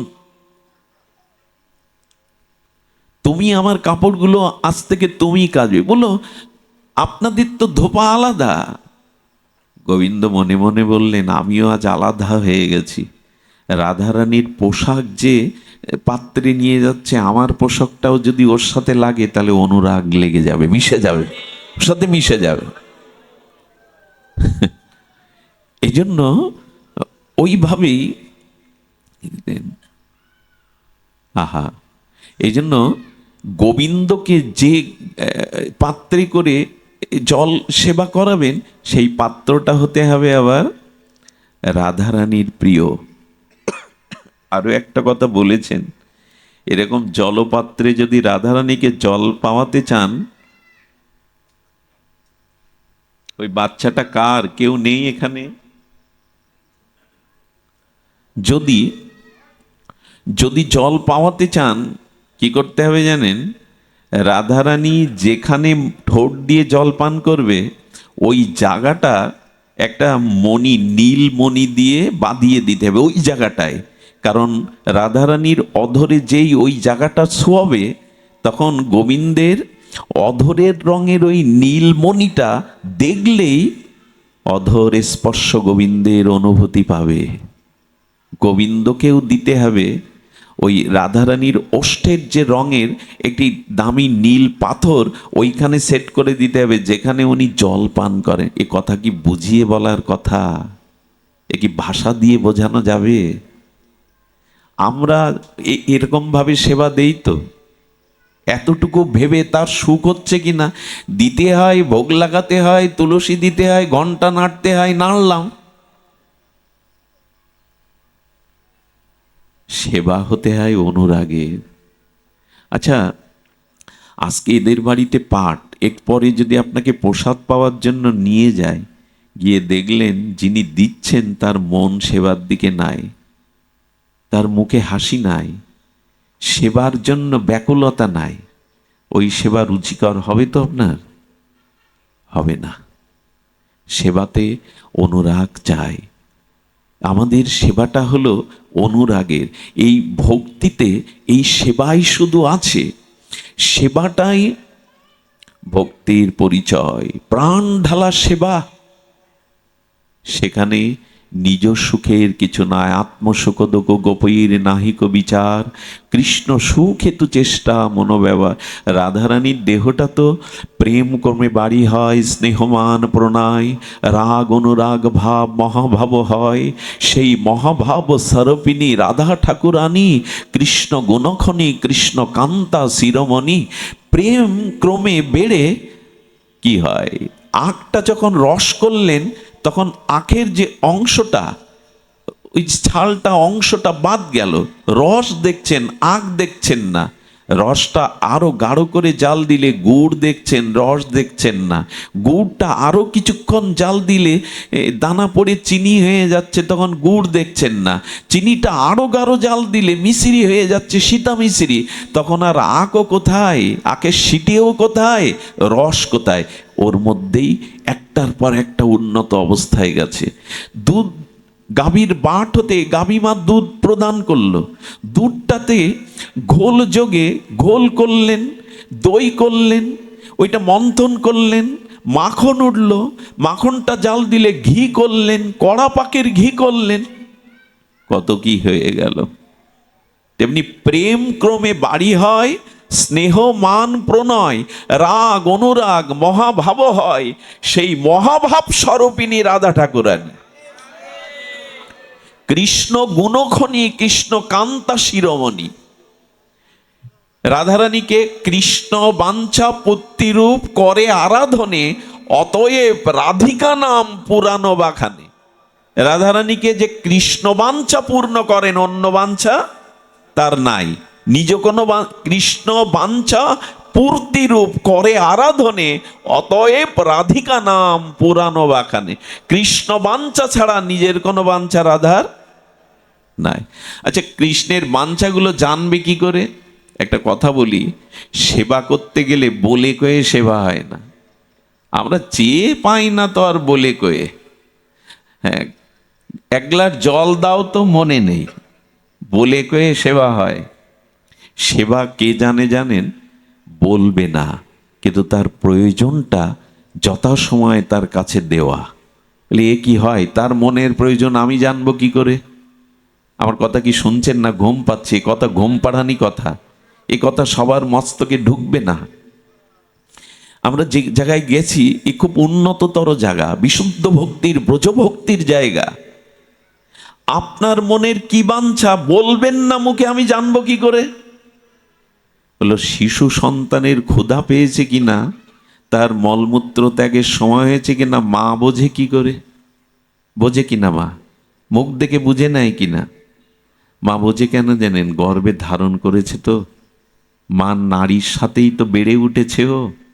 মা কিছুটা জানে ওর কখন ব্যথা, কখন ক্ষুধা কি লাগছে। তো সেবা করতে গেলে বলে কয়ে হয় না, এইটা দাও ওইটা দাও এই করো, বলে কয়ে কি সেবা হয়? তো রাধারানী কৃষ্ণের কি বাঞ্ছা এটা কৃষ্ণ মুখে বলতো না, কৃষ্ণের অন্তরে যখনই কোনো বাঞ্ছা জাগত সেই সাথে সাথে রাধারানীর হৃদয়ে বাঞ্ছাটা জেগে যেত। কি করে বোঝায়? আচ্ছা, কর্পূর, সুগন্ধি কর্পূর জলে মিশিয়ে দিলেন, কর্পূরের দানাগুলো জলে আর খুঁজে পাওয়া যাবে? কর্পূরটা কি হলো? বাসিত হলো, অর্থাৎ ওই জলের প্রতিটি বিন্দুতে কর্পূরের সুগন্ধটা মিশে গেল। কর্পূর দেখা গেল না, কিন্তু জলবিন্দুতে কর্পূরের সুগন্ধটা মিশে গেল। ঠিক তেমনি কারো মন, দুই মন যখন এক মন হয়ে যাবে, দুটো মন যখন এক হয়ে যাবে, তখন আপনার মনে যা যা ইচ্ছা জাগছে সাথে সাথে আমার মনেও জেগে যাবে। রাধারানীর মন কোথায়? নিজের কাছে। গোবিন্দ বলছেন, দেখো আমার সব আছে, ভক্তগণ তোমরা যদি আমাকে কিছু দিতে চাও ঐশ্বর্য দিও না, কারণ লক্ষ্মী আমার চরণ সেবা করছে, আমার ধন জন ঐশ্বর্য কি দরকার? আমার অভাব একটা। আচ্ছা, শীতকালে যার কাঁথা নেই তাকে কাঁথা দিলে সুখ হবে কিনা? গরমকালে কাঁথা দিলে সুখ হবে, বিরক্ত হবে।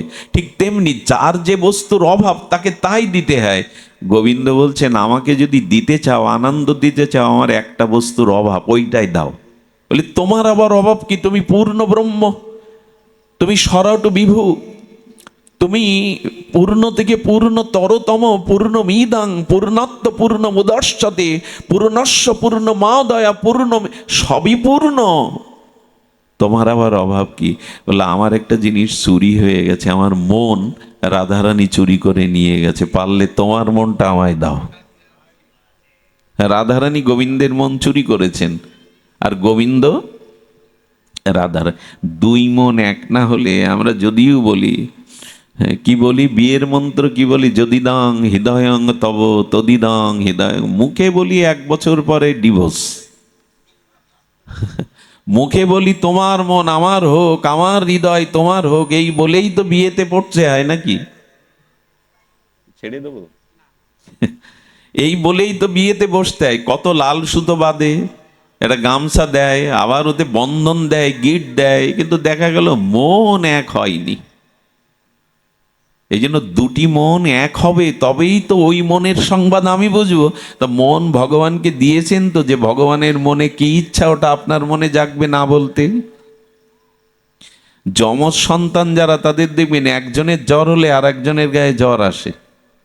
একই নাড়িতে ছিল তো, একই গর্ভে ছিল তো, সিমটমগুলো একই সাথে আসে, একজনের হলে আর একজনের হয়।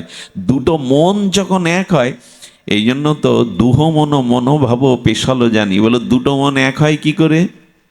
পারদ যে গেছেন তো, পারদ আর পারদ আর গন্ধব চূর্ণ, দেখুন কিছু বস্তু আছে মিশতে চায় না, কিন্তু পারদ আর গন্ধব চূর্ণ, পারদ বুঝেছেন তো, আর গন্ধ, এ দুটো মেশে না, কিন্তু খুব বেশি করে শিলে দিয়ে পেষণ করতে করতে করতে করতে পারদ আর গন্ধব চূর্ণ পেষণ করতে করতে করতে একটা অভূতপূর্ব জিনিসের তৈরি হয়, কজ্জলি, কাজল। ওই দুটো মিশে, যেমন দুটো মন যখন এক হয়ে যায়, তখনই আপনার মনের সংবাদ কি প্রয়োজন এটা আমার। এই জন্য কৃষ্ণ বাঞ্ছা পুত্তিরূপ করে আরাধনে, অতএব রাধিকা নাম পুরানো বাখানে। রাধা নাম কেন? যে কৃষ্ণের যা বাঞ্ছা উনি তাই পূর্ণ করেন। রাধারানী শুধু, রাধারানীর দেহটা তো মহাভাব দিয়ে গড়া, মাদনাক্ষ মহাভাবময়ী, কিন্তু রাধারানী কৃষ্ণ বিরহে বলছেন, ললিতা বিশাখারে, আমার প্রাণ হয়তো কৃষ্ণ বিরহে আর থাকবে না। ওষ্ঠাগত প্রাণ, প্রাণ মাঝে মাঝে মূর্ছিত হয়ে যায়, কারণ শোকের শেষ পরিণতি হলো মৃত্যু। খুব গভীর শোক পেলে নিদ্রা হয় না, ভুল বকে, তাই না? শরীর উত্তপ হয়, নিশি জাগরণ হয়, শেষ পর্যন্ত প্রাণ বিয়োগ হয়ে যায়। রাধারানী বললেন, আমার প্রাণ যদি চলে যায় তবে এই পঞ্চত্ব, রাধারানীর দেহটা তো প্রেম দিয়ে গড়া, কিন্তু উনি মনে মনে ভাবছেন, ক্ষিতি অপ্তেজ মরুদ্বম, এই পঞ্চত্ব যেন গোবিন্দের সেবায় লাগে। মৃত্যুর পরেও বলছেন আমার 5টা বস্তু যেন গোবিন্দের সেবায় লাগে। মৃত্যুর পরেও, মৃত্যু কে আছে রাধারানীর, কিন্তু মনে মনে এই ভাবনা। ললিতা বলছে কি বললো, আমার দেহের যে জল অংশটা আছে ওটা যে সরোবরে আমার প্রাণবধূ স্নান করবে আমি সেখানে মিশে থাকবো, যাতে তার দেহে শীতলতা দিতে পারি। আচ্ছা, এই ভাবনা আসে আমাদের? আমার মৃত্যুর পর আমার দেহের যে জলীয় অংশটা, ওটা প্রাণবধূ গোবিন্দ যেখানে স্নান করবে সেই সরোবরে শীতল জল হয়ে আমি তার দেহে শীতলতার সেবা দেব। আর আমার দেহের যে মাটি অংশটা, আমি সেইখানেই মাটি হয়ে থাকবো যেখানে আমার প্রাণবধূ চরণ দিয়ে ওইখানে হাঁটবে, তার চরণে স্পর্শে সুখ দেব আমি। আচ্ছা, আমার দেহে যে তেজ আছে, এই তেজটা আমি গোবিন্দ যে দর্পণে মুখ অবয়ব দেখবে, মুখ অবয়ব দেখবে, তার বিম্বটা দেখবে, আমি সেই আয়নার মধ্যে তেজ হয়ে রইব, যাতে আমার আলোতে গোবিন্দ তার বদন দেখতে পারে। যে বাতাসটা আমার থেকে চলে যাবে সেই বাতাসটা আমি মিশিয়ে দেব, যেখানে আমার গোবিন্দ পায়চারি করবে, বিচরণ করবে, ওখানে শীতল বাতাস হয়ে তার অঙ্গে আমি সেবা দেব। এই ভাবনা রাধারানীর। আহারে, এই জন্য বলছেন কৃষ্ণ সেবা বাঞ্ছায় আমাদের ভক্তির পরিচয়। নিজের কোনো চাওয়া পাওয়া নাই। নিজের কাছে চাওয়া পাওয়া রাখলে ভক্তি বঞ্চিত হব। এই জন্য আচ্ছা, বৃন্দাবনবাসীরা ঘর বেঁধেছে, ছেলে মেয়ে আছে, আত্মীয় স্বজন আছে, বললো সব গোবিন্দের জন্য। গোবিন্দের সাথে সম্পর্ক আছে তাই এই স্বামীকে ঘরে পেয়েছি বা বরণ করেছি। গোবিন্দের সাথে সম্বন্ধ না থাকলে ওকে বর করতাম না। গোবিন্দ আমাদের ঘরে প্রবেশ করে ননি চুরি করে তাই ঘর বেঁধেছি, না হলে ঘর বাঁধতাম না, গাছতলায় থাকতাম। গোবিন্দের জন্য এই জীবন যৌবন সব, আমাদের নিজের জন্য নয়। এই জন্য ব্রজের প্রতিটি ধূলি বাতাস গৃহকণ সব এত শুদ্ধ ভক্তিতে ভরা। ব্রজের বাতাস লাগলে ভক্তি হয় কেন? কারণ সব গোবিন্দ সুখের উপচার সাজিয়ে রেখেছে ওরা। সব কিছু গোবিন্দ সুখের জন্য, সব কিছু গোবিন্দ সুখের জন্য। এই জন্য এই জায়গায় আমাদের আসতে গেলে আমি আর আপনাদের খুব ভেতরে না নিয়ে বলি, নিজের চাওয়া পাওয়া সসুখ বাসনাকে ত্যাগ করুন, নালে এটা একদিনে হবে না। ধীরে ধীরে ধীরে ধীরে মনকে বোঝান, নিজের কোনো সুখের জন্য যেন তোমায় ভালো না বাসি। আমার কোনো চাওয়া পাওয়া, আচ্ছা চাওয়া লাগে কি? তিনি কি জানেন না আমার কি প্রয়োজন? আচ্ছা, এর উত্তর আমরা তো সবাই দিতে পারি। ভগবান জানে না আমার কি প্রয়োজন? এই অনন্ত বিশ্ব ব্রহ্মাণ্ড তো আমার জন্যই উনি সৃষ্টি করেছেন। মায়ের বুকের দুধ যদি 3 মাস 4 মাস আগে ভগবান রক্তের মধ্যে দেয় আমার জন্য, আচ্ছা সন্তান যদি জন্মের সাথে সাথে বড় বড় দাঁত পেত, মায়ের ওই কোমল স্তন রক্তাক্ত হয়ে যেত, ওটাও ভগবান জানে। ওই সময় তার গালে দাঁতও থাকবে না, আর এমন খাদ্য দিতে হবে যা অমৃত সম, সেটা শক্ত নয়।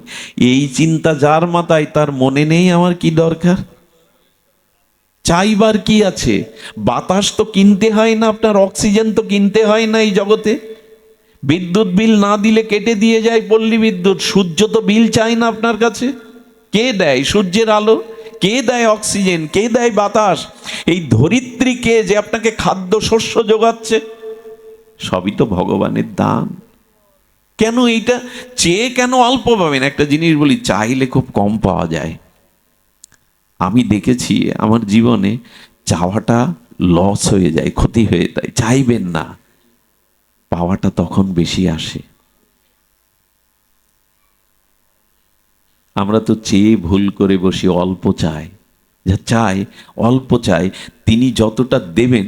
এই জন্য কোনো ভক্ত বলে না, প্রভু আমি যা চাইছি তুমি দাও, আমার যা ভালো তাই তুমি দাও, আমার যাতে মঙ্গল হয়, যেটা তুমি ভালো বোঝো তাই দাও, কারণ আমি অল্প চেয়ে বসবো তোমার কাছে। তার উপরে দিয়ে দিন ভার। এই জন্য সসুখ বাসনা ত্যাগ করতে হবে, নিজের চাওয়া পাওয়া।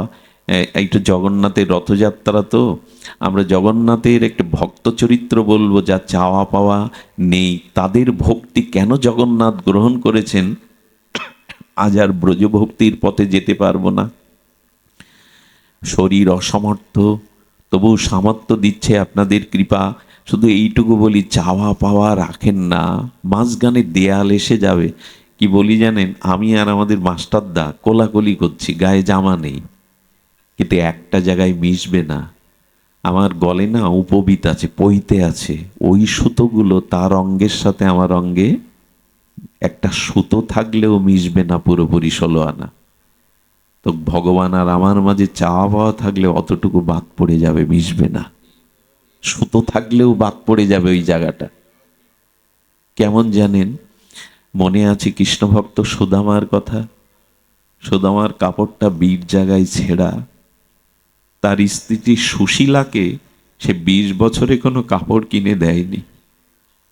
মাতার ঘোমটার কাজটা ছিঁড়ে গেছে, বাইরে যেতে পারে না, 4 সন্তান, কিন্তু প্রায় উপবাস করে থাকে। সুশীলা বললেন, তোমার বন্ধু না কৃষ্ণ, যার বন্ধু দ্বারকাধীশ ভগবান কৃষ্ণ, আচ্ছা তুমি তাকে একটু বলতে পারো না? সুদামার হাড় বেরিয়ে গেছে, সমস্ত গায়ে ধুলাবালি মাখা, ভিক্ষা করে খায়, কাপড়টা বীর জায়গায় ছেঁড়া, তালি দেওয়া। বললেন, সুশীলা, অবন্তীনগরে সন্দীপনী মুনির আশ্রমে আমরা যখন বিদ্যার্থী ছিলাম, তখন কৃষ্ণ মাঝে মাঝে আমার হাত ধরে ডেকে বলতো, তুই আমি বন্ধু হয়ে যাই। সুদামা রে, আয়, তুই আমি বন্ধু হয়ে যাই। সুদামা হাত ছেড়ে দিয়ে বলতো, রাজার সাথে ভিখারির বন্ধুত্ব হয় না রে, তুই রাজা, আমি তো ভিখারি, ভিখারির সাথে রাজার তো বন্ধুত্ব হয় না। কৃষ্ণের সম্ভব নয়।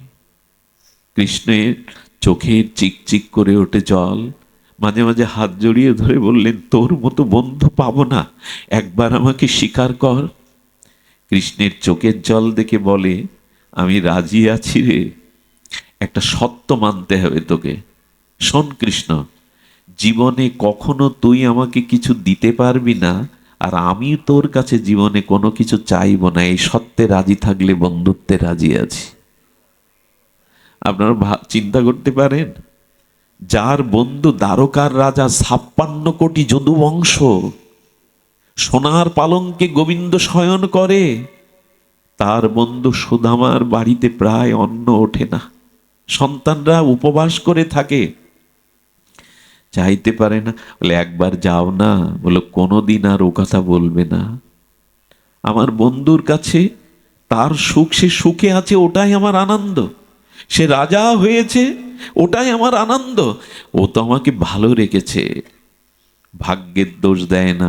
একদিন স্ত্রী বললে, এক কাজ করো না, আচ্ছা তুমি কিছু না চাও, বন্ধুকে দেখতে ইচ্ছা করে না তোমার? বলে, এতদিন পরে একটা মূল্যবান কথা বলেছ, প্রাণ চাই, চোখ চাই, তাকে একবার দেখে আসি। বলে, তাই যাও না। মনে করছে কি, কৃষ্ণ গেলে তো ফিরাবে না, তোকে যে করে হোক কৃষ্ণের কাছে পাঠাতে হবে। বলে, দেখো কিছু চাইতে হবে না, তুমি এমনি একটু। বলে, এতদিন পরে একটা মনের কথা, কতদিন দেখিনি কৃষ্ণকে, কেমন মানিয়েছে তাকে রাজমুকুট, একটু দেখে আসি। বললো, যাবো তো, বন্ধুর কাছে যে খালি হাতে যেতে নেই। বললেন, এক কাজ করো, একটু দাঁড়াও, আমি ব্রাহ্মণ পল্লীর থেকে দুমুটো কিছু পাই কিনা দেখি। দুমুটো চিড়ে চিপিটক ভিক্ষা করে পেয়ে, আচ্ছা দেবে কোনো পাত্র নেই জানেন, একটা ময়লা কাপড়ে বেঁধে দিয়েছে, কাপড়ের ভাঙায়, ওই ছাড়া তো ঘরে কিছু নেই। ওটা লুকিয়ে লুকিয়ে নিয়ে যাচ্ছে, আর মাঝে মাঝে চোখে জল পেটছে। তুমি চিড়ে দিয়েছ?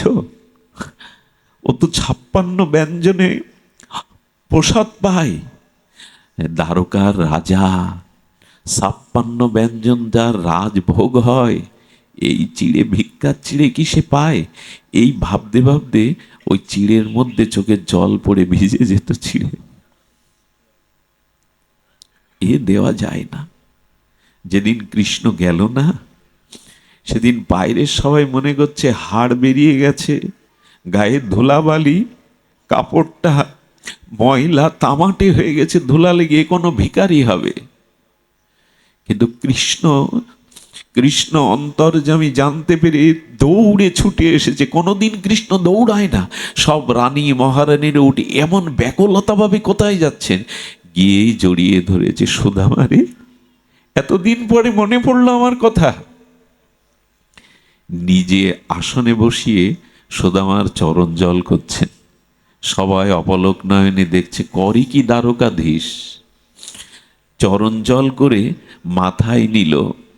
বাড়িতে সাধু এলে স্ত্রীদের বলবেন যে যতক্ষণ সাধু বাড়ি থাকে হাসি মুখে থেকো, যেন কালো মুখে থেকো না।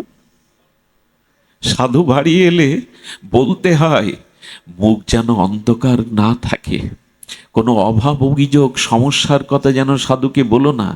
কৃষ্ণ সেই চরণ ধৌত জল মাথায় নিলেন, আর বিশ্রাম দিয়ে বিকেলবেলা যখন ঘুম থেকে উঠেছে তখন কৃষ্ণ খুনসুটি বাঁধিয়ে বলছেন, মনে পড়ে গুরুদেব আমাদের সেই জঙ্গলে পাঠিয়েছিল কাঠ জোগাড় করতে, গুরুমা পাঠাতো রন্ধনের জন্য, সেই ঝড় উঠল, সারা রাত তুই আর আমি ডালে পড়ে থাকলাম রে। হ্যাঁ, গুরুদেব কত ভালোবাসে আমাদের, ডাকতে ডাকতে বলছে, কৃষ্ণ, কানাই, সুধামা। গুরুদেব আমাদের ডেকে বুকে করে নিয়ে আসি, মনে পড়ে সেই কথা। আচ্ছা সুদামা রে, তুই কেমন আছিস, বিয়ে করেছিস, তোর সন্তানরা কেমন আছে? এবার বিপদে পড়ে গেছে, স্ত্রীর তো কাপড় নেই, না খেয়ে থাকে সন্তানরা। আপনি আমি ওই জায়গায় হলে কি উত্তর দেব? একগাল হাসি হেসে বলছেন, ওরে, যার বন্ধু তুই, যার সখা স্বয়ং কৃষ্ণ, তারা কি অমঙ্গলে থাকে, অভাবে থাকে? বড় সুখে আছি তোর ইচ্ছায়, বড় আনন্দ, বলতে পারবো তো। ভক্তি হলো এটাই, তোর ইচ্ছায় খুব ভালো আছি। একটা জিনিস বলি, ভক্তি পথে থাকুন, ভগবান যে অবস্থায় থাকতে রাখেন ওটাতেই সন্তুষ্ট থাকুন। আমার জীবনে এই অপমানটা দরকার ছিল, এই ঘটনাটা দরকার ছিল, এরকম ভেবে নিলে আর কষ্ট দরকার নেই, ওটাও কোনো মঙ্গলের জন্য সে দিয়েছে। এই জন্য তিনি যেমন রাখেন। সুদামা, নিশ্চয়ই আমার জন্য কিছু এনেছিস, তুই কিছু তো এনেছিস। গোবিন্দ বারবার দৃষ্টি দিচ্ছে ওই পুডলির দিকে, কিন্তু ময়লা কাপড়, চোখের জল পড়ে নোনা হয়ে গেছে, চিড়েটা বারবার গুজে রাখছে আড়ালে। বলে, কি লুকাচ্ছিস? লুকাস না, আমি আমি চাওয়া পাওয়া নেই, এখানেই তো ভক্তি, এটাই বোঝানোর জন্য ওইটা কেড়ে নিয়েছে গোবিন্দ। কেড়ে নিয়ে বলছে, সুদামা আড়াল করছিস কেন? হ্যাঁ, তাড়াতাড়ি এক মুঠো মুখে পরিয়ে দিয়ে, কি আনন্দ, 56 ব্যঞ্জন এই সুখ কৃষ্ণের হয়নি কখনো। দ্বারকাধীশ পরম আনন্দে বিভোর হয়ে গেছেন। ও সুদামা, অনেক কিছু তো 56 ব্যঞ্জন রাজভোগ পেয়েছি, এই চিড়ের মধ্যে কি দিয়েছিস তুই? আরে এত আস্বাদন তো আমি পাইনি কোনোদিন। তবে শোন, আগামী লীলাতেও তুই এরকম ভিখারি হ, আমি যেন তোর ভিক্ষার ঝুলির পাত্র থেকে এমন মধুর আস্বাদ্য প্রেমময় বস্তু আস্বাদন করতে পারি। গোবিন্দের এই আশীর্বাদে সুদামা পরের যুগে, এই কলিযুগে কে হয়েছিল জানেন? শুক্লম্বর ব্রহ্মচারী, উনিও ভিক্ষা করতেন। আচ্ছা, ভগবানকে ভালোবাসবো জন্ম জন্ম ভিখারি হতে? এই জায়গায় ভক্তি। ভিখারি তোমার জন্য হতে পারি, তোমার জন্য ভিখারি হতে পারি, এটাই ভক্তি। তুমি যদি শুক্লম্বর 3-4 বারই ভিক্ষা করে যাচ্ছে, থলেতে তার চালগুলো কাকর মেশানো, ধান মেশানো আছে, ভিক্ষার চাল। গৌর হরি নৃত্য করতে করতে ওই থলের মধ্যে মুষ্টি দিয়ে চাল চিবাতে শুরু করে, আরে রাখো রাখো গৌর হরি, ওতে কাকর আছে, ধান আছে, এ তোমার সেবার উপযোগী নয়। সচিমা তোমাকে কত আদর করে বিষ্ণুপ্রিয়া রন্ধন করে দেয়, এটা কেন চিবাচ্ছ? চিবাতে চিবাতে প্রেমানন্দে অশ্রুপুলকে বলছেন, আমি বুঝতে পারি না রে শুক্লম্বর, ভক্তের পাত্রেও এত মধুরতা থাকে, ভক্তি থাকে, ভক্তের পাত্রও এত মধুর হয়, ওই ভিক্ষার ঝুলির মধ্যে এমন কি মিশানো আছে রে, এত আমি আজ বড় আনন্দ পেয়েছি, একটা বর চাও। এই দেখুন ভক্তি কাকে বলে। বলি, তোমার চরণ পেয়েছি, আত্মজগতে কিছু চাওয়ার নেই। বলে, ও কথা বললে হবে না, আজ আমি বড় আনন্দিত, তোমাকে একটা বর দিতে চাই। কি বর দিলে জানেন? গত জন্মেও যে বর দিয়েছেন গত লীলায়, এই লীলাতেও বললেন তুমি জন্ম জন্ম ভিখারি হও। আমাদের ভগবান কিছু একটা আলাদা, ধর্মকর্ম করছে, ভজন করছে, বলছে ভিখারি হও। এই হলো আমার গৌর হরি। মহাপ্রভু তখন মহাপ্রভু না, নিমাই পণ্ডিত, এত উদ্ধত্ত। একজন বসে আহ্নিক করছে, সরোদনী গঙ্গার তীরে নিমাই ঝাঁপ দিয়েছে, আর তার পায়ের জল গিয়ে ব্রাহ্মণের গায়ে লেগেছে। ব্রাহ্মণ তাকিয়ে বলছেন, এই অপবিত্র ধরে অভিশাপ দিচ্ছি, তুই আমার উপাসনা নষ্ট করে দিলে, তোর সংসারের শোক নাশ হয়ে যাক, তুই রাস্তায় কেঁদে কেঁদে বেড়াবি। নিমাই তখন আনন্দে বলছেন, এই আশীর্বাদটা তো এতদিন চাইছিলাম, ওগো ঘরের শোক যেন আমার না হয়, কবে কৃষ্ণ বলে রাস্তায় রাস্তায় কাঁদতে পারবো। এটা অভিশাপ নয়, আশীর্বাদ।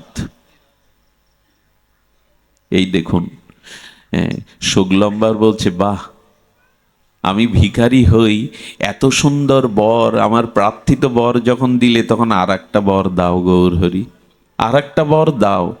বলি চাও? বলে আমি জন্ম জন্ম ভিখারি হব, আর কথা দাও, এই বর দাও, তুমি সেই ভিখারির ঝুলি থেকে এমনি এমনি করে কেড়ে কেড়ে খাবে, কথা দাও তুমি। আচ্ছা বলুন তো, এর মধ্যে চাওয়া পাওয়া কি আছে? আছে কিছু চাওয়া পাওয়া? এ কথা শুনতে যদি এত মধুরতা লাগে, যারা এরম নিঃস্বার্থ ভগবানকে ভালোবাসে তাদের হৃদয়ে কত আনন্দ জাগে। শুনতে যদি এত মধুরতা লাগে, তাহলে যারা এই শুদ্ধা ভক্তি যাজন করে তাদের কত আনন্দ লাগে। তোমার সুখ ছাড়া আমি কিছু চাই না। আহারে, সাত প্রহরিয়ায় মহাপ্রভু ভগবান আবেশে বলছেন, ও শ্রীধর, শ্রীধর। প্রতিদিন বাজারে যেতেন মহাপ্রভু, নবদ্বীপের ঘাটে খোলা বেচত, থোড় বেচত, মোচা বেচত। শ্রীধর,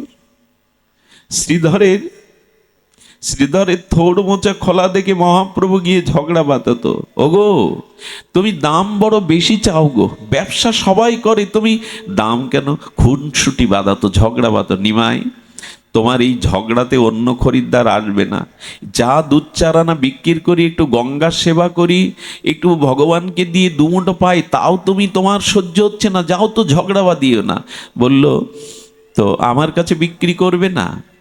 আমি তো নিতে এসছি। আর দেখো, তুমি এই পচা জিনিস বেচো, এভাবে এই বিক্রি করো না। এইভাবে ঝগড়া বাঁধাতো। বললো, দাও আমায় কিছু দাও। বলে, তুমি তো নিয়ে টাকাই দাও না, পয়সাও দাও না, ফিরি ফিরি আর কতদিন দিয়ে চলে? ভক্ত ভগবানের কি লীলা! ফিরি ফিরি আমি আর কতদিন দেব তোমায়? বললেন, তুমি তো চারানার জিনিস নিয়ে 10 আনা দাও, আর কিছু দাও, এই চারানার জিনিস নিয়ে 1 আনা দাও, আর কিছু দাও না। মহাপ্রভু তখন বললেন, আচ্ছা তুমি ঝগড়া না দিয়ে এই নাও, এই থোড় নিয়ে যাও, এই মোছা নিয়ে যাও। এইভাবে দিতেন। কোনোদিন কিছু দিতেন, কোনো কিছু দিতেন না। ভগবানের কি থোড় মোছা কেড়ে নেওয়ার কথা? ওগো, আমার ভক্ত বসেছে আমার সেবার জন্য, ঝগড়া করে খুনসুটি করে অল্প দিয়ে তার কাছ থেকে নিতেন। এই জন্য আমার মহাপ্রভু থোড় মোছা বড় ভালোবাসে। ওইটা দেখলে শ্রীধরের কথা মনে পড়ে। শ্রীধরের বাড়িতে খড় নাই, রোদ বৃষ্টি ওর মধ্যে পড়ে, শ্রীধরের বাড়ির ঘরের চালে খড় নাই। মহাপ্রভু একদিন গিয়ে দেখছে ঘরের জল পান করবার কোনো ভালো পাত্র নাই, বাইরে সোপানের ওপর, মানে ওই পোটের ওপরে একটা জরাজীর্ণ লোহার পাত্র 3-4 জায়গায় কর্মকারের কাছ থেকে তালি দেওয়া, ওতে জল, ওই জল ঢকঢক করে পান করছেন গৌর হরি।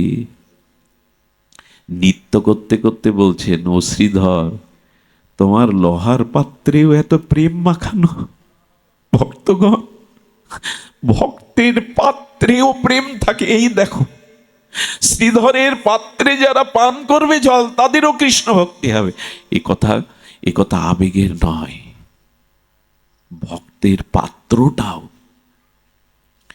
আমি অনেককে দেখেছি, গুরুদেব যে আসনে চরণ রাখেন, অনেক শিষ্য গিয়ে ওই আসনটা মাথায় ঘষে, ওই চরণ পড়ে যেত, ওখানে ভক্তি কণিকা মেশানো আছে। ভক্তি কণিকা মেশানো আছে। অনেক ভক্ত দেখবেন এখান থেকে সবাই যখন চলে যায় তখন সবার অন্তরালে জামাটা খুলে এই ধুলায় গড়াগড়ি দিয়ে দেয়। কোনো না কোনো ভক্ত তো চরণ ধুলি এখানে রেখে গেছে, তার ওই ধুলিতে আমার প্রেম হবে, অনুরাগ হবে, প্রীতি হবে, সে ওখানে গড়াগড়ি দেয়। ভক্তের পাত্রের মধ্যেও প্রেম থাকে। এই জন্য ভগবানকে বলবেন, তোমাকে পায় আর না পায়, তোমার কোনো প্রিয় ভক্তকে যেন এ জন্মে একবার পায়, তার সঙ্গ যেন একবার পায়, একবার যেন পায়, এছাড়া হবে না।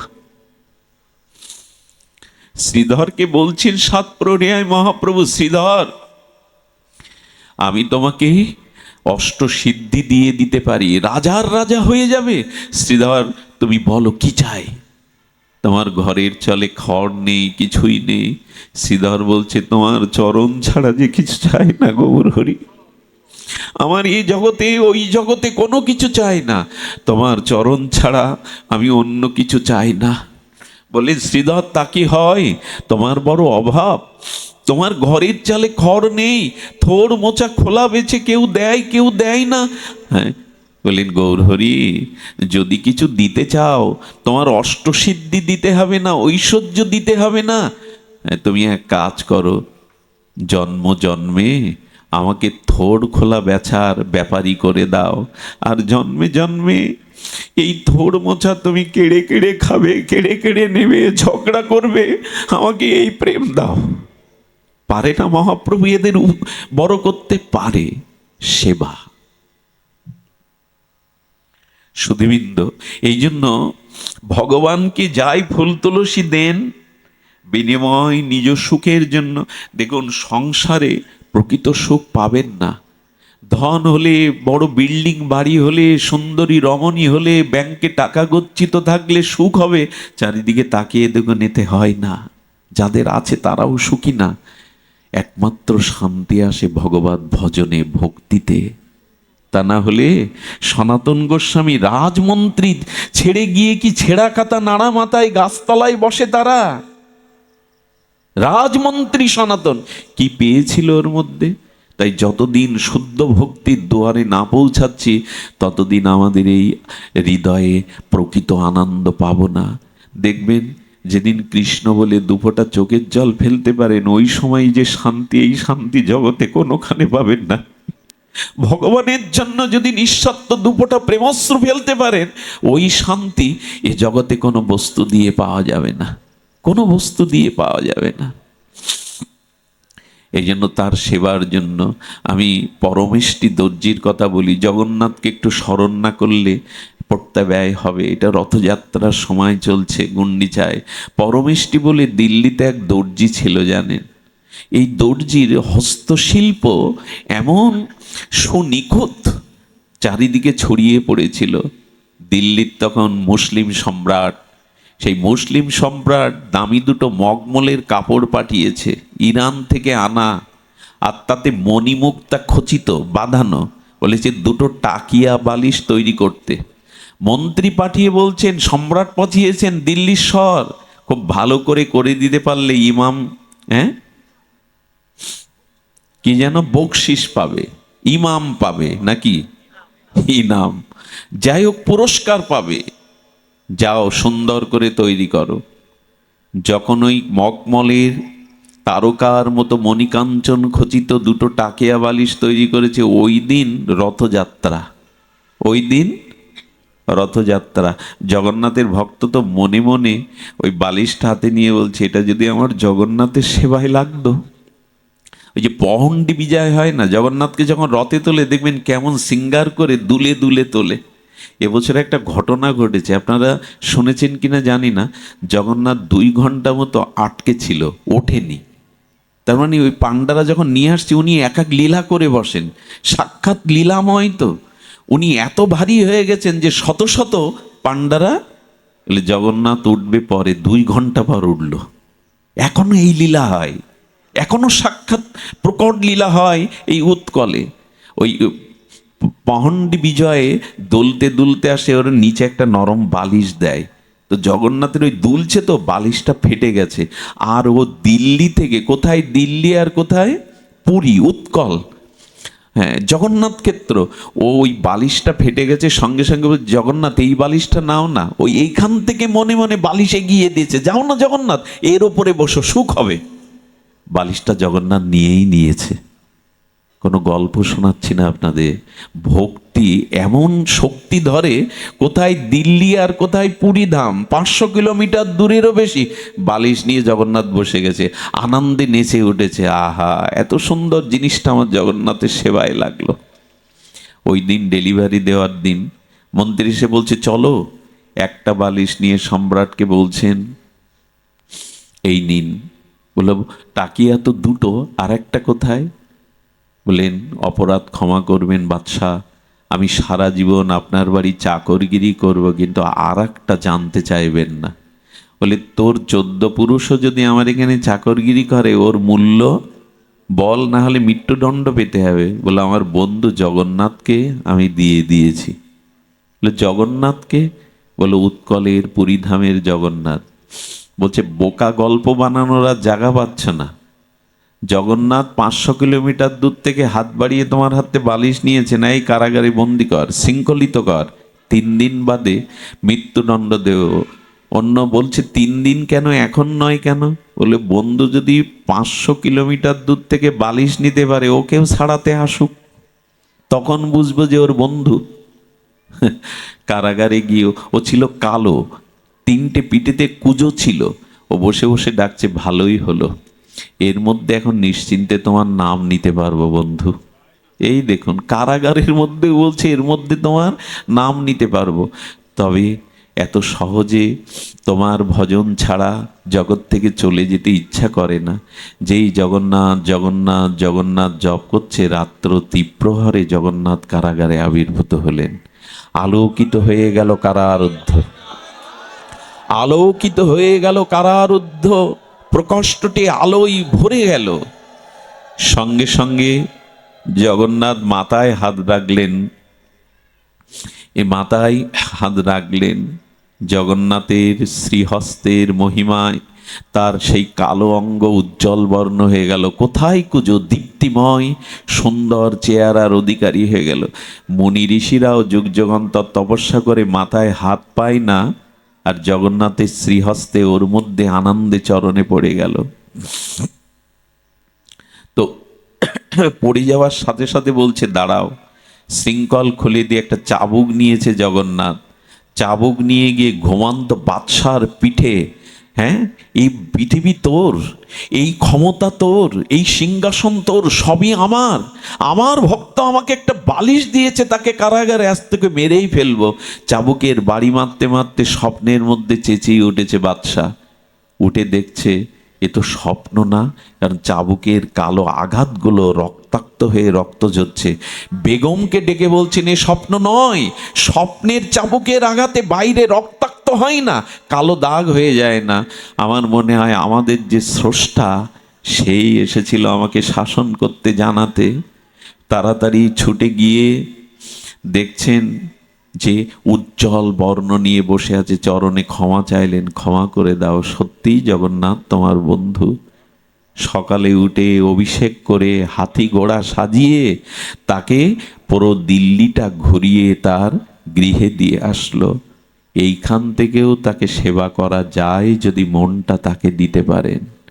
এই জন্য অনুরোধ করব, সংসারে থাকুন, কিন্তু মনটা, সেবা ভাবনাটা মনে মনে ভগবানকে দিন।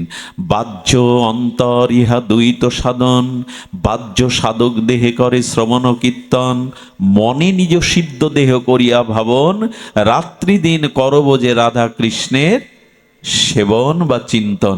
দুটো সাধন, এই বাহ্যিকভাবে শ্রবণ কীর্তন, আর অন্তরে মনে মনে ব্রজের যুগলের সেবা, মহাপ্রভুর মনে মনে, বাড়িতে বসেই মনে মনে তার সেবা করুন। এই বাহ্য অন্তর, এই দুটো সাধন। আজকে শ্যামাল বাবা তার বড় দাদাজির পরিবারের পিতার মৃত্যুবার্ষিকী, একটা কথা বলি, মৃত্যুকে ভুলে যায়েন না। এই মৃত্যুবার্ষিকীতে আসলে আমি মৃত্যুর কথা মনে করি কেন জানেন? মৃত্যুকে যারা ভুলে যায় তারা রাক্ষস হয়। মৃত্যুকে যারা ভুলে যায় কি হয়? রাক্ষস হয়, দৈত্য হয়। প্রমাণ নেবেন? রাবণ মনে করতো আমি মরব না, এই জন্য রাক্ষস হয়ে গেল। আর হিরণ্যকশিপুর মতো আমি মরব, আমি এমন বর নিয়েছি, আমার মৃত্যু নেই, এই জন্য দৈত্য হয়ে গেল। আর মৃত্যু চিন্তা যাদের আসে তারা পরীক্ষিত হয়, তারা ভগবানের চরণে, গুরুর চরণে যায় হরিকথা শোনার জন্য। এই জন্য মৃত্যুটাকে স্মরণ করুন। মৃত্যু ভুলে গেলেই কিন্তু রাক্ষস হয়ে যাব, কারণ মরবো না আমি, তখন ভোগী হয়ে যাব। মৃত্যুটাকে স্মরণ করুন। জয় হোক আপনাদের, মঙ্গল হোক আপনাদের, কল্যাণ হোক আপনাদের। আজকের তার পিতা ঠাকুরের আত্মকল্যাণে আসুন আমরা দুবাহু বাড়িয়ে ভগবানের কাছে, রাধারানীর কাছে, গৌরনিতায়ের কাছে প্রার্থনা করি যেন তার বিধেয়ী আত্মা কল্যাণ প্রাপ্ত হয়। সুধীজন, 24শে শ্রাবণ 10ই আগস্ট সোমবার ময়না পলাশ বিশ্বাসের উপজেলা বোয়ালমারী